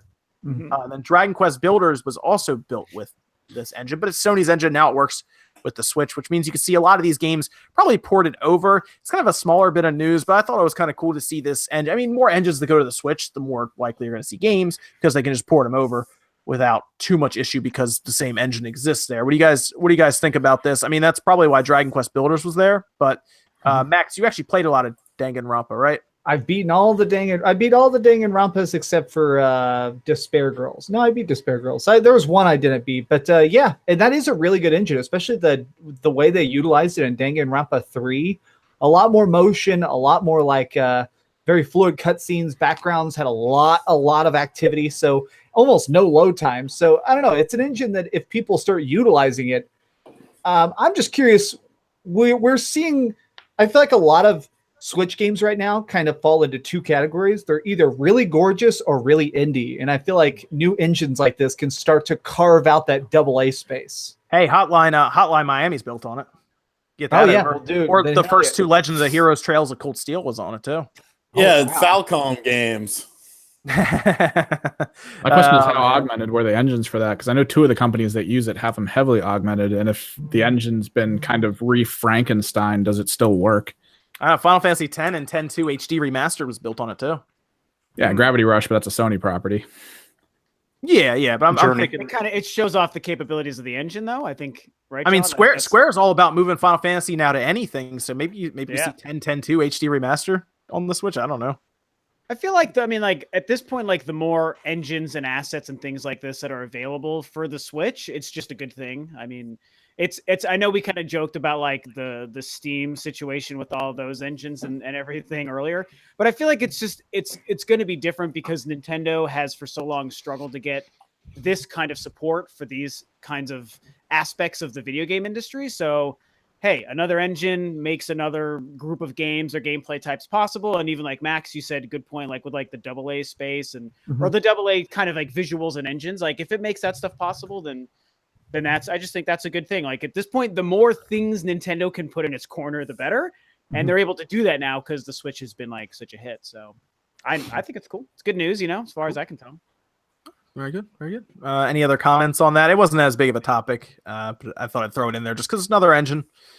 The next one's actually a pretty good topic, I think. And I know I heard Sean kind of talk about it earlier. Because Sean's gonna freak out. We got it. To Sean's dismay, PUBG crossed 3 million on the Xbox One, and now people are trying to figure out if Microsoft should just try to acquire Bluehole and PUBG altogether. Just the company behind PUBG. I think what you mean is Game of the Year nominee PUBG. Yeah. It's very prestigious. Well, the reason people are wondering this because Microsoft was willing to pay out $2.5 billion for Minecraft, which, by the way, Minecraft crossed 144 million units sold, by the way, the other day. Yeah, I saw your tweet about that. Yeah. Yes. So, I mean, is this it? Is this something Microsoft can get? And the big question, would they keep it on the Xbox or would they look to move it to as many platforms as possible like they did with Minecraft? I feel like that would be the smarter thing to do. Maybe it is the smarter thing to do, but I think that they're going to try and lock it down, like pay for exclusivity. I've been watching a lot of interviews lately with Brendan Green, Player Unknown, and hearing about the internal development of Bluehole Entertainment and how small that is. It really makes me sad. It makes it sound like something that Microsoft should jump on, like acquire it for a couple $100 million just to make sure it doesn't get away. Because this game is still selling, it's still accelerating, and I've been playing it a ton on Xbox One, and now I even bought a shirt of Winter Winter Chicken Dinner. So yeah, Rax was saying he was playing on the PC. Yep. Yeah. So how do you like it on there? Does it run all right for you and everything? I mean, I've seen both of them in action. Compared to the Xbox One, it is a big improvement, but it still has its own like flaws. The rubber banding is like a serious issue. Yeah, God, I hate that. Both problems. Like you'll be dropping down with your parachute, then like next minute you're like 400 feet away from where you thought you were gonna land. Sometimes you'll just get like fall damage. It's like really insane. So I mean, if they get more money from Microsoft to fix problems like that, or just build a bigger team to kind of put some more time and effort into the game, because it really does need that like TLC, man. Mm-hmm. I mean, they can bring in. They had the Gears studio help out just to get it on the Xbox. So, I mean, if they acquire them, they could pretty much do whatever they want with it at that point. They could actually move some of those people into the studio with them. But I think Microsoft could absolutely walk in and just buy them if they really wanted to. And honestly, they could even be in talks. That might be why we haven't heard anything about the PS4, but they haven't outright said it's an Xbox exclusive yet. Yeah, it's kind of weird because they'd basically be picking up a competitor, the bigger competitor to a project they're working on now, Darwin Project, which is probably just going to vanish. But yeah, if they get PUBG, it will. Yeah, that studio will start working on PUBG tomorrow. Yeah, but what do you think, Sean? I see you kind of grimacing over there. Okay, so now how the fuck? If you think you're gonna land here and then you land 400 feet away, sounds like a piece of shit game to me, doesn't it? A game that doesn't function on its core basic mechanics. Play it. No, I don't need to. I refuse. I'll play Fortnite. You know, That's a Fortnite very has the same small part of like what's going wrong. You know what I mean? Like it's a problem. annoying. Every and time. There's so much more going wrong. Yeah, exactly. Evan is a PC gamer. Evan straight up said the game is not that good. So it's ridiculous for okay. That's Unfortunately, hundreds of millions of people that are trying to get in on this must all be wrong. It's one of those things where it is doing something no other game is doing. So you can hate it, but I'm just saying it is a very successful game, and that's why it's good. And it may have That's problems, like but it has like a lot of That's potential. like saying the Backstreet Boys are a great band because they're successful, but there's I'm are they saying- really that good? They're amazing. All of these people would not be buying a unique experience if the unique experience sucked. So that's why I'm saying it's really important that somebody try and buy that. So an interesting thing Brendan Green has talked about is they're actually trying to basically copyright Battle Royale. That's something they're trying to do right now at Bluehole. So if they do copyright it based on the word that the movie that it's being no. They're trying to copyright the game type of specifically jumping out of a plane with no weapons to pick up on an island covered. That is smart. That is a really, and those kinds of things happen in the entertainment industry all the time. And if they do that, then it's even more vital because at that point they're the only people in the race. Like, you think they're going to be able to do that though? I mean, there are already a bunch of games. There's already a bunch of games already out there with it. They're currently in talks to do it, but the whole thing when it comes to copywriting something like that is you got to be so specific. It's one of those weird things where it's got to be like Pokemon. I swear to you, Pokemon probably has a copyright for getting balls to capture monsters that learn 4 spells. You know, I bet that they have that way. Nobody can just swoop in and copy it. So, couldn't like Fortnite give them weapons or a stick before they jump out or something, and then that would get around right, it? exactly right. Or Resident Evil 4, when they brought Resident Evil 4 to PS2, they had to legally change it 10%. So they just changed everybody's shoes and then 2 new costumes. I mean, isn't PUBG still incomplete though? Like, sales are not indicative of a good game, though. No, I'm saying a good game is true. indicative of sales. I think both can be true though. No. So music was a great game because it sold 4 million copies.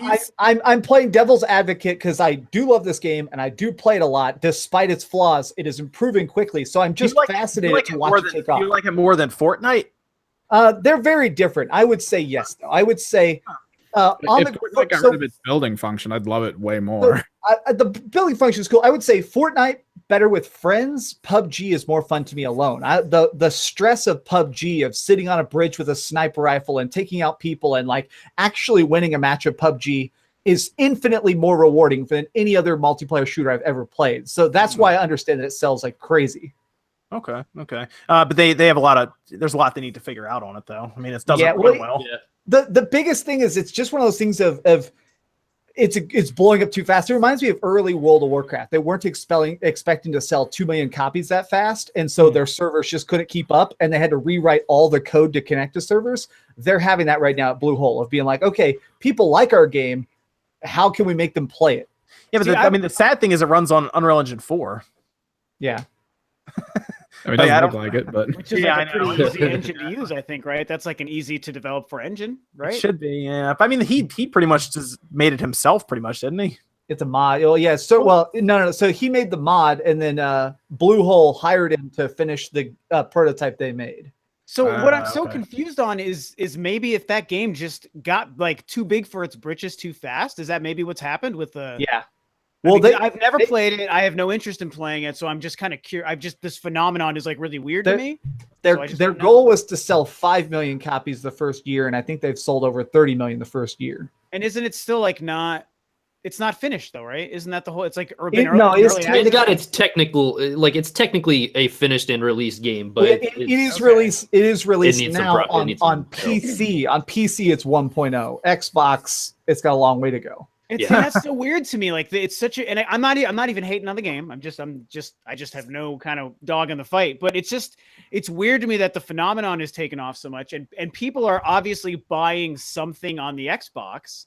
They're paying money for something, but it's like not the game, and also the game's incomplete and like really buggy. I have no doubt that it's fun, but it's got these issues. Yeah, and so it's just it's the weirdest thing I've seen the last couple of years. Hey, Sean, do you want to read Will McConnell's super chat? It seems like something you would be saying. Read it with passion. PUBG is a one-dimensional game with no features. It has what, 2 maps? Oh my god! And one type of game mode with this feature. It's not a finished game disguised as a full game with a full retail price. Sad. Well, thankfully, it's not. I started reading at your voice, and I was like, he just needs to read out loud. That's The game shouldn't cost money. Can we all agree on that? That the game shouldn't cost money. That's why I'm weird about it, Sean. Like, I agree with you, Sean. Like, that's what's weird about the game is it's not done, but they made 3 million copies on Xbox, but it's not complete.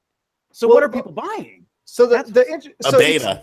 It's I guess. it's a very complete game, but it's not a finished game. And so my thing is you guys are not wrong. I want to throw out here because chat's like ripping into me. I want to say you guys are not wrong. Like, it deserves all this hate and more. I'm just defending it to say it is excelling because it's doing what nobody else did. It is fun in a way that no other game is. But let's face it, it is at the starting line of a race. Yeah. It needs to get to the finish line. I don't know if I would say it's fun like no other game, but it just has a thing that is no other game. Like, if I'm going to play a competitive game, my problem with PUBG is you're loading into a map. It takes time. You got to wait for the load bar. You got to wait in the lobby. You got to get in. And then usually for me in PUBG, I'm playing a 30-minute hide-and-go-seek simulator. That usually ends in me shooting maybe 2 or 3 people, and then a guy a mile away just happens to get the perfect shot for no reason, cracking me in the skull, going right through my helmet. Whereas in a game like Gigantic, where I'm looking to be competitive, if I lose a couple matches, yet I'm still playing.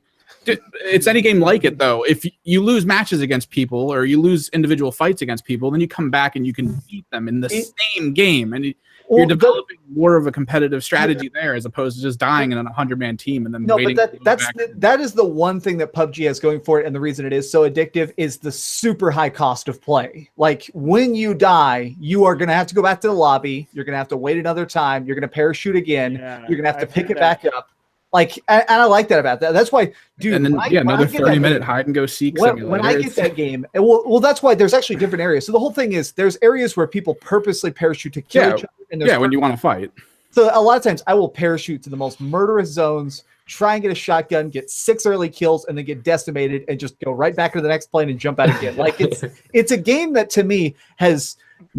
I don't hate when I lose, but I love when I win, and I feel like I haven't had that game a long time. Where that's kind of how Dark Souls feels. I think I'm most get into Dark Souls. I think the thing about PUBG that most confuses me is they essentially brought the idea to light and like created the game, but it seems like Fortnite is trying to innovate it more, and it seems like they're way ahead of PUBG because aren't they doing like the 50 versus 50 stuff now?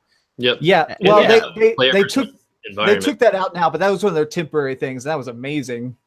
Yeah, like it seems like they're trying to work on it more than and they're already on. They kind of have like a Blizzard approach to it. Like, you know how Blizzard kind of does like these holiday kind of things. Like it's very much like that, where they're kind of they kind of dabble in a big thing people are overlooking is the fact that Fortnite's team is 4 times bigger than PUBG's team, and we just got rumors or a report a couple days ago that they're actually about to start eating other development teams. Like Fortnite, now that it has getting close to 40 million players. They're just starting to take away from the other development teams. They're going to scalp like the Paladins team and just be like, okay, this is making all of our money now. Let's just keep doing that. So, and I'm sure shouldn't PUBG do something with their money? Yeah, they've got millions of dollars. You expect them to hire one more person. They are hiring. They're hiring really fast. But the problem is, A, they're based in Seoul, Korea. And B, a problem is that each person they hire, they have to train. Like, they thought that this was going to be tiny. They didn't expect it to explode. It's like one of the things where if all of a sudden I was shooting a movie tomorrow, I'm going to have about 6 months of a learning curve where I figure out what the hell a red camera does, you know? But wait, it's because they've made almost $1 billion then, right? But didn't somebody in here just say that they expected to sell 5 million copies in a year? Yeah, but not this instantly. And so he promised them. So the projections were 100,000. He said it will sell 5 million, but even though he's creative lead, he's not director. So the thing was, even though he knew it would sell well, the investors did not. So they had a team built for 100,000, and now they're trying to get a team for 30 million. Because they've made almost $1 billion. I mean, Steam takes a third, so they've made about 600 to 700 million, I assume, right? You can it's expedite a process with that kind of money. Like, well, you can, and that's something programmers joke about. Programmers always say, like, you can get nine women to carry a child, but they won't give birth in 1 month. Like, everything takes time. So we'll see. Well, we'll see because it's where do they? I wonder if they're expecting to have the Xbox version done in 2018. From what I've read, everything is focused on that right now. Like from what I've read, they're actually taking so much of their they're like, okay, look, Xbox is selling. It's actually making us a ton of money. Microsoft is paying us to make them a lot of money. Like we got to double down and triple down. We'll see. We'll see what happens with PUBG. It's gonna be. I don't know. I don't really play it much at all. I think I've tried it once or twice, and it was like, it was all right. I play it very rarely. Yeah, I mean it's all right. I know there are a lot of people that like it, and that's fine. There's a lot of people who love to watch it too. That's the biggest thing about it. Well, my thing is because it's so funny to watch the glitches and like I think that's the appeal to it. And why I end up getting back into lobbies just like what could go wrong today? Dude, I love watching people wreck on that. Like Dr. Disrespect had a thing where he's standing in a stairwell and he killed like 10 players in a row and he keeps being like, who else? Who else? It's just like it's a very fun game, but I do think that when the streamers move on, that's a game that when it dies is gonna die in a day. Dude, I was watching do you know who Kelsey Lewin is? They were part of the Metal Jesus Rocks crew. Anyway, it doesn't matter. She was playing Fortnite the other night, and she gets in, and her teammate gets in the front seat, and his hair literally raises above the car, and all you see is this ponytail flapping in the wind above the car, like 10 feet above the car. It was just super funny. Sounds like a high quality game. It's super high quality, Sean. Sean, it's like the Versace of PUBG, game. Man. I don't get it. If a game has basic issues in design and I don't care. I don't care that it takes a lot of time to get people. I don't care that they expeced to not sell a ton of it's copies. Okay, you don't have to buy it. You don't have to play it. I'm aware, but I can talk about it. Well, at least it's not Bungie. I mean, they can't seem to get anything right. So. Oh God, I read about that. Another studio. Imagine if another studio did this. Like, would they get a pass too? Oh, no one's giving them a pass. That's why if you look at their forums, they're insanity. 3 million people seem to be giving them a pass on the Xbox. You are echoing what everybody else is saying. I'm just playing devil's advocate because I do enjoy the game. Like everybody's being contrarian, so I'm just saying it doesn't suck that bad. Obviously, it's selling. I think it's one of those games where the people who are playing it like it, the people who are just kind of lightly playing it hate that shit and hate playing it. Like at the end of the day, I enjoy the prospect of the game style. I just wish maybe like the guys doing Metro did it instead. Like they'd be able to achieve an atmosphere in a world that doesn't just seem bland and crap. I'll tell you what, if Microsoft buys that game in studio, that thing will be fixed in like a month. They'll put everyone on it. That'll happen. I think it's gonna happen. Oh yeah. My biggest problem was with the art now. Like I don't mind the glitches because I run into them so rarely. My problem is that it is one of the worst looking games I've ever played. Like graphically, it looks like placeholder PS3 because it is, right? It's 100% just Unreal Engine placeholder graphics. So, and that's the thing is like, if like you were saying, man, if it had like the Metro art style of like deep blacks and really like evil looking hues, like wow, that would make that game a lot better for me. My biggest problem is like when I'm walking around in the forest and there's like shrubs that look like little paper cutouts. It's kind of like, oh, cool, this is definitely a $1 billion project. Got it. Yeah, well, we'll see what happens with that game. I'm hoping they at least get it done. But hey, if Microsoft buys them, I mean, I think you'll see that develop very quickly. The game, because they'll put the coalition on it. They'll split it up between really Gearbox, everyone. Everyone will probably start working on it. Just get it done. So, but I guess that's it for our topics. You guys want to take some questions from the chat? Anything for Patreon, Evan, before we finish up? Someone sent me a tweet about PUBG hitting 3 million people. I know on the Microsoft. Although it's interesting, the Xbox One doesn't generally sell 1 million copies of a lot of games. As sad as that sounds, they really that group doesn't like that audience doesn't really buy a lot of games on the Xbox. Like Final Fantasy 15 didn't hit 1 million copies, which is weird.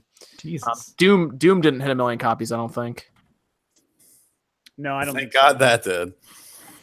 3 million, man, and counting. It says. Well, that's the weirdest part of all. Is it's such an interesting testament to social media now. Of like streamers and YouTubers talking about that game is bigger commercials than Doom. Sad. Sad. Oh man, what do you got for us, Evan? With Nintendo IP, what Nintendo IP would you like to utilize Labo style things, like something like Luigi's Mansion where you're actually wearing a backpack, stuff like that? I know we kind of touched someone on brought that. this. someone brought it up in the chat earlier. I don't remember their name. They said the Yoshi game. Oh, it was Marco Pat. Mhm. The Yoshi game. You know how it's all like kind of like that cardboard yeah. cutout aesthetic. Oh yeah. Woolly World. That's not a bad idea. I wonder how they'd make that work. Would they basically just have you build like a Yoshi or something out of cardboard? See, I don't know. that's the tricky thing is like based on the little bit we've seen from the Labo is like how much traditional gameplay can we kind of like close our eyes and imagine using the cardboard things with like how do you do that? Like we've only seen examples of like the software, the proprietary software they've made to use with Labo kind of devices.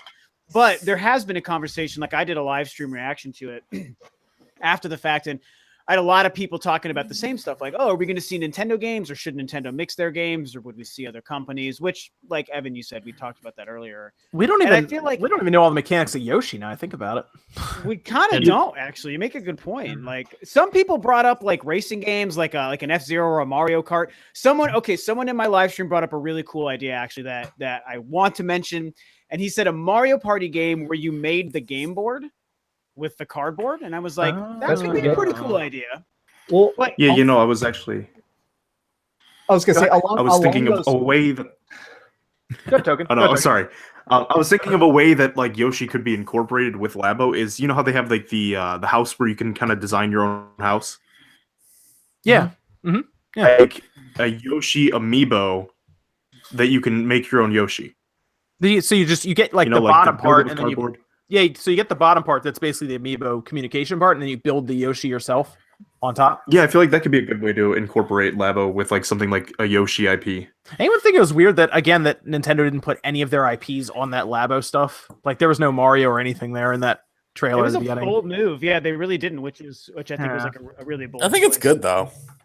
Yeah, it's sort of a Yeah. so someone in chat. I like the people who are relating it to Mario Paint, where it's like Mario Paint may have Mario on the box, but it has nothing to do with him, and it feels like that, and I kind of like that. If they did do something licensed, I'd love to see something 2D Zelda-ish, and we actually have like our Joy-Cons become like bad guys. We actually set them in like a little square room, and they move around, and then we actually have to like battle them as Tiny Link. Like some that's cheesy, but I don't know, something like that. I think it'd be cool to have like What about like a literal paper, 2D like a Zelda. paper Mario?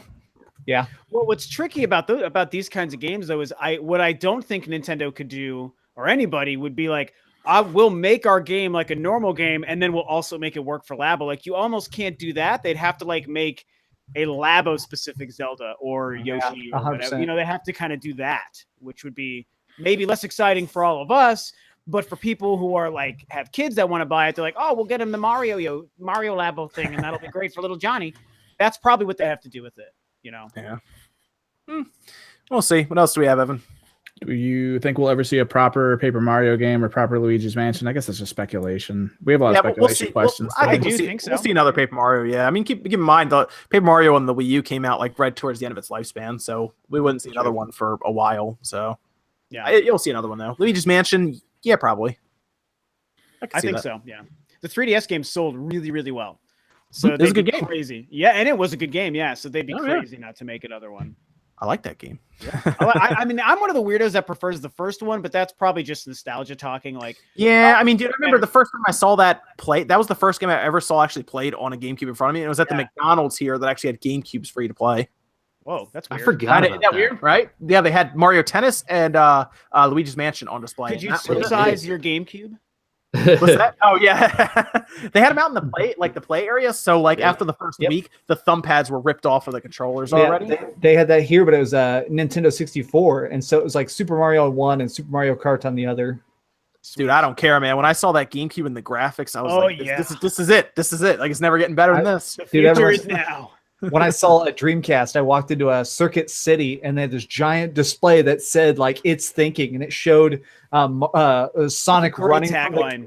Sonic running from the killer wells in Sonic Adventure. And I remember being That like, was the "It's best real life! Like this is real life!" Dude, that scene was great when he was running from the whale. I got a demo disc of my Dreamcast.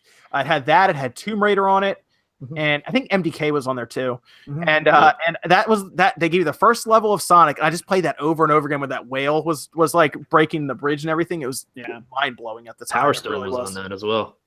Yeah, That's it a great was. game. That's a Yeah. great game, Power Stone. Capcom. I wish that's it a would great bring that game. back. Yeah. Yes. make a Power Stone 3.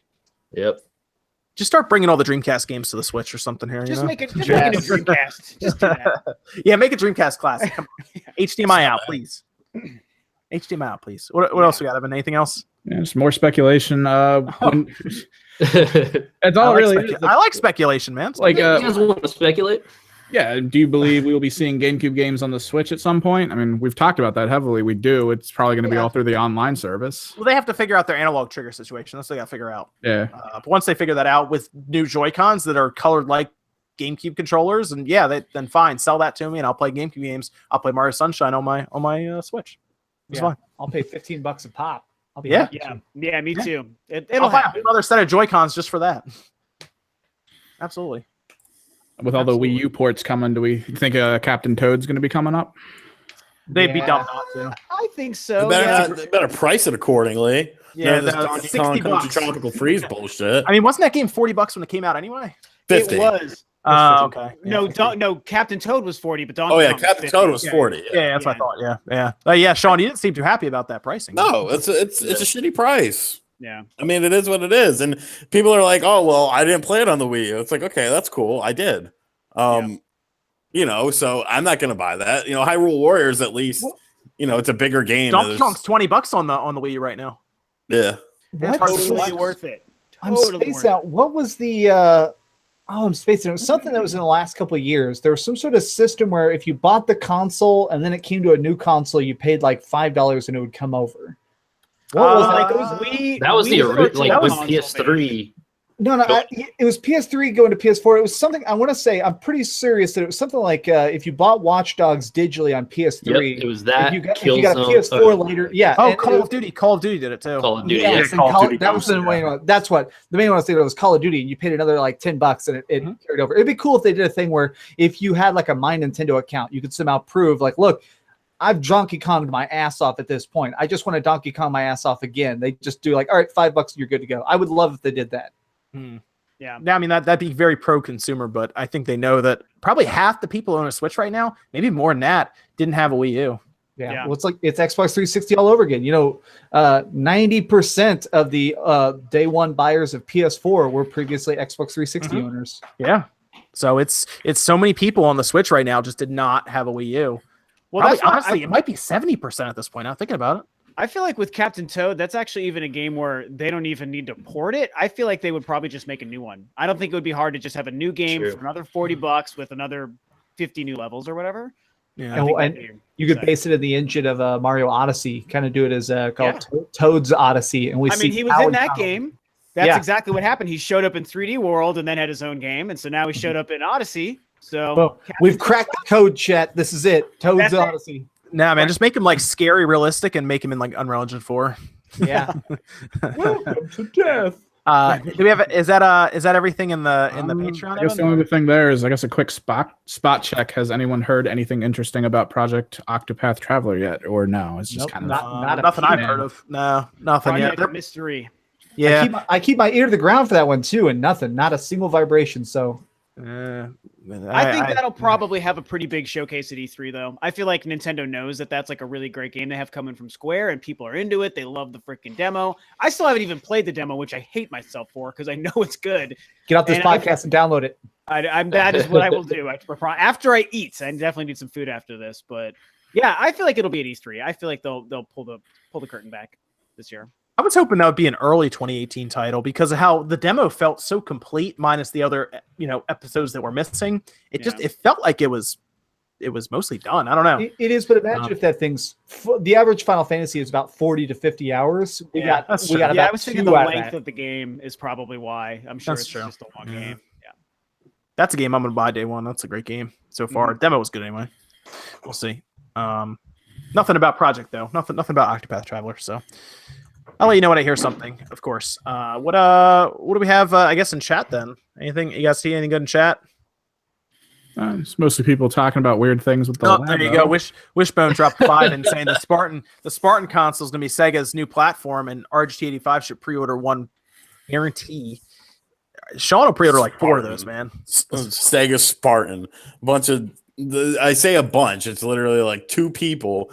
Yeah. Just prey upon like people who don't know any better about Sega. They're like, we're making a new Sega console. No, you're not. I wonder if they have any idea what they're even doing. Like, I wonder if they understand the implication they're trying to say. Like, I don't want to call them morons, but they kind of seem like morons. Ooh, Like, that was a good question. Are you guys getting Dark Souls on the Switch, or are you getting it on PS4? Hell Xbox One? yeah, Hell yeah, I'm getting it on the Switch. Yeah. Yes, just because I want to do technical tests on it, and I've beaten it on consoles before. Also, it'll feel really weird when that's a handheld game on it.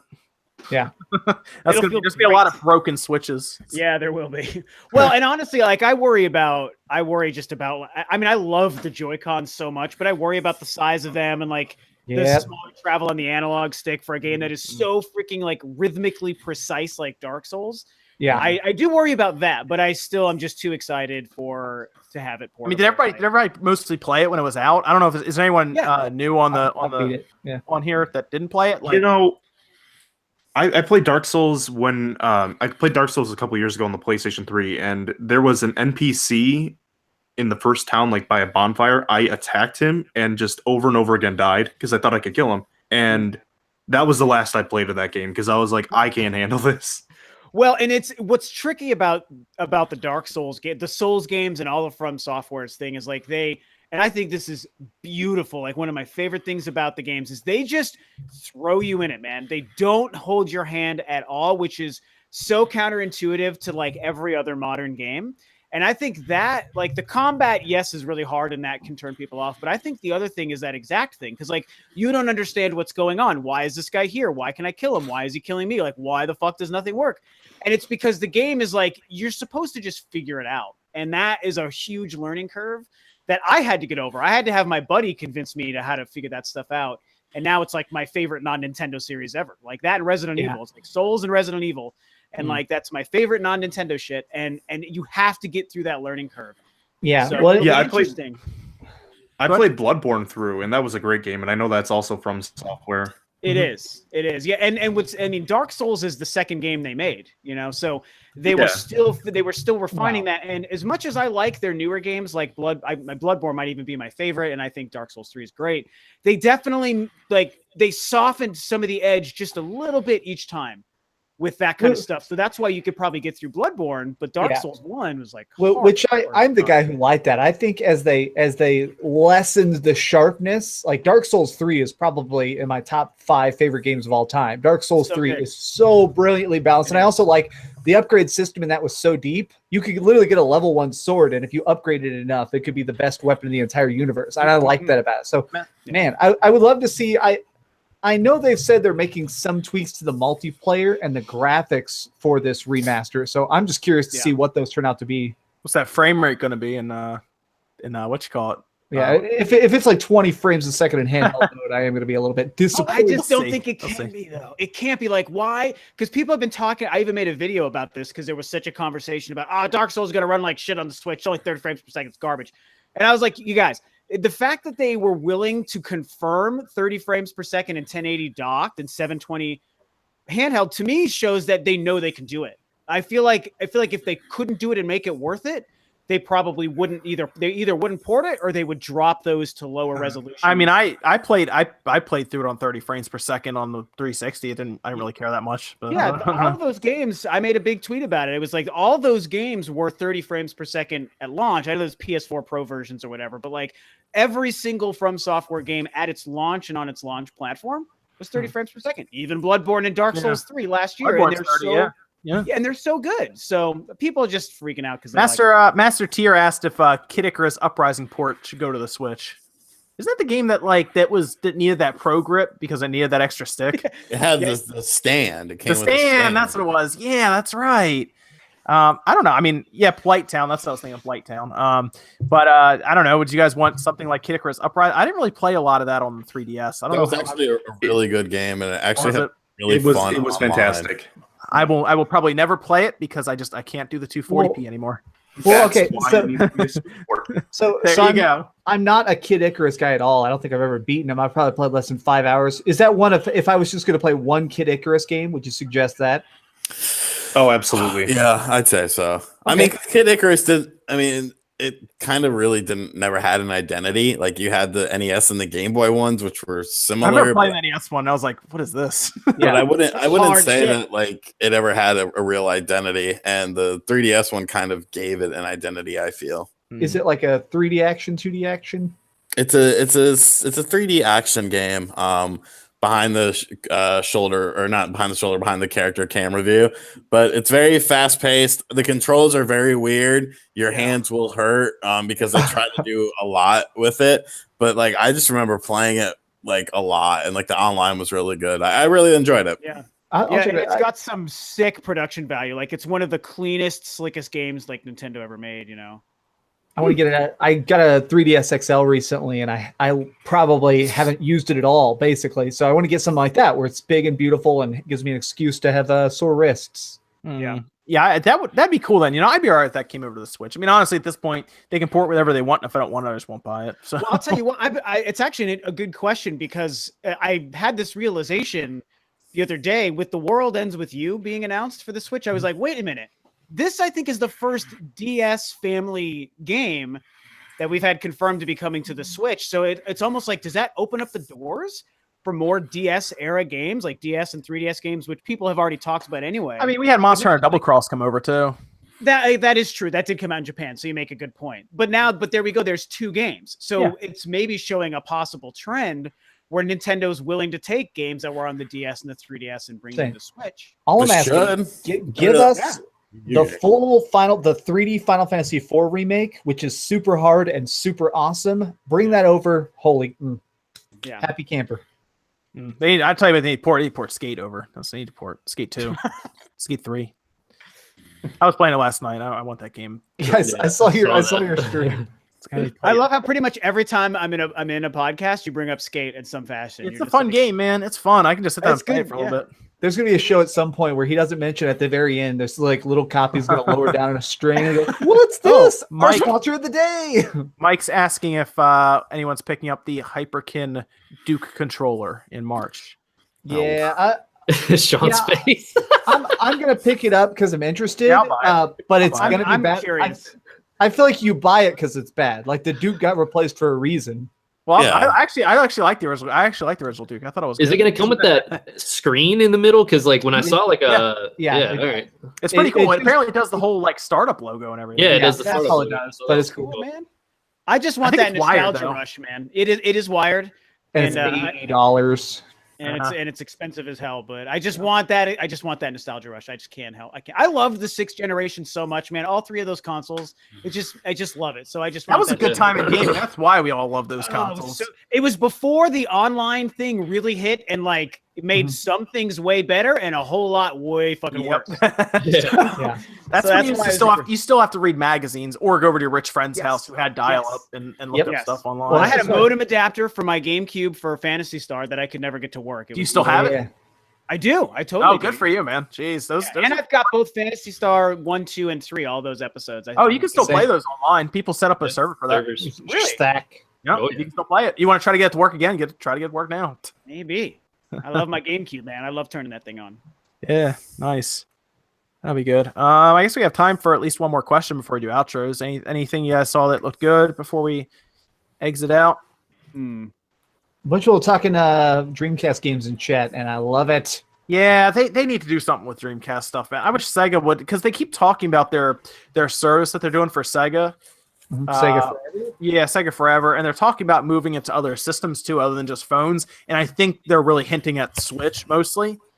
So I would like to see Dreamcast games go over to the Switch. Definitely the Switch. I'd be happy if they even started porting them to PC. And I hate PC gaming. Like at this point, I would just be so happy to see, because I don't know if you guys read the rumor, but back in 2013, this team of people came out and said, "Yeah, we finished Shenmue HD years ago." I heard about that. And so now the rumor is that they're still sitting on that completed game, and they're just waiting for Shenmue 3. And if Shenmue 3 comes out and does decent, they're going to go, "By the way, boom!" Did you hear? Do you remember? I was doing some research on the Xbox the other day, and apparently, Sega and Microsoft were in talks for Dreamcast games to be backwards compatible on the Xbox, original Xbox. Wow. but it fell through because they couldn't figure out how to get the Sega Net to work on the Xbox. So they just scrapped it and moved on. A lot of the developers, the core team that designed the Dreamcast, a lot of those people got poached and brought over to the Xbox, and that's why there's a lot of overlap of ideas there.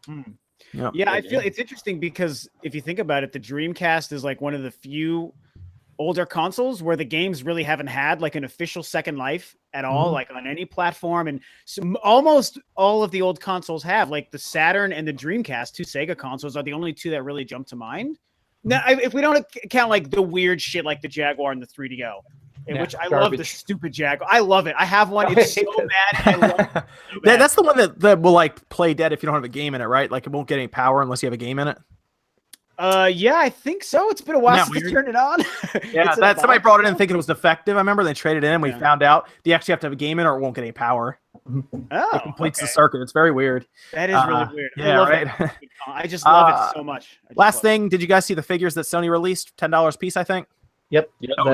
Taito Bloodborne guy. I just want Bloodborne. Yeah. Yes. Are you guys buying any of them? Rapper the Rapper? I'm probably gonna buy 3 or 4 Crash. of them.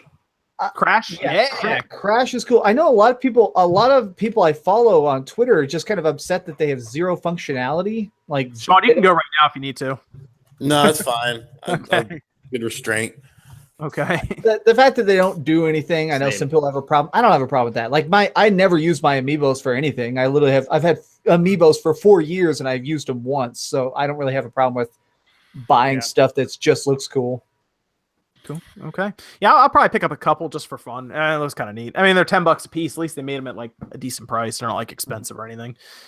So I'll look forward to those. I guess that's going to do it for SpawnCast. I want to go down the list here, guys, so you can let them know where they can find you. Where can they find you, Rax? You can pretty much just go to youtube.com/RaxtheGreat. Evan, you got his channel you can drop in the chat for him? Yeah, I'm about 170 subs away from being able to keep my monetization, so any support does help. Give that man some subs. Yeah. Yeah, very good, very good. What about Token? Where can they find you, man?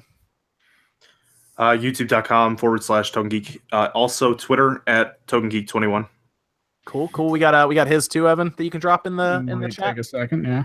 Cool. These are two up and coming YouTubers, guys. So go leave them some comments and check them out. Yeah, thanks for having me on, man. See what's what. Absolutely. And then let's Sean, where can they find you?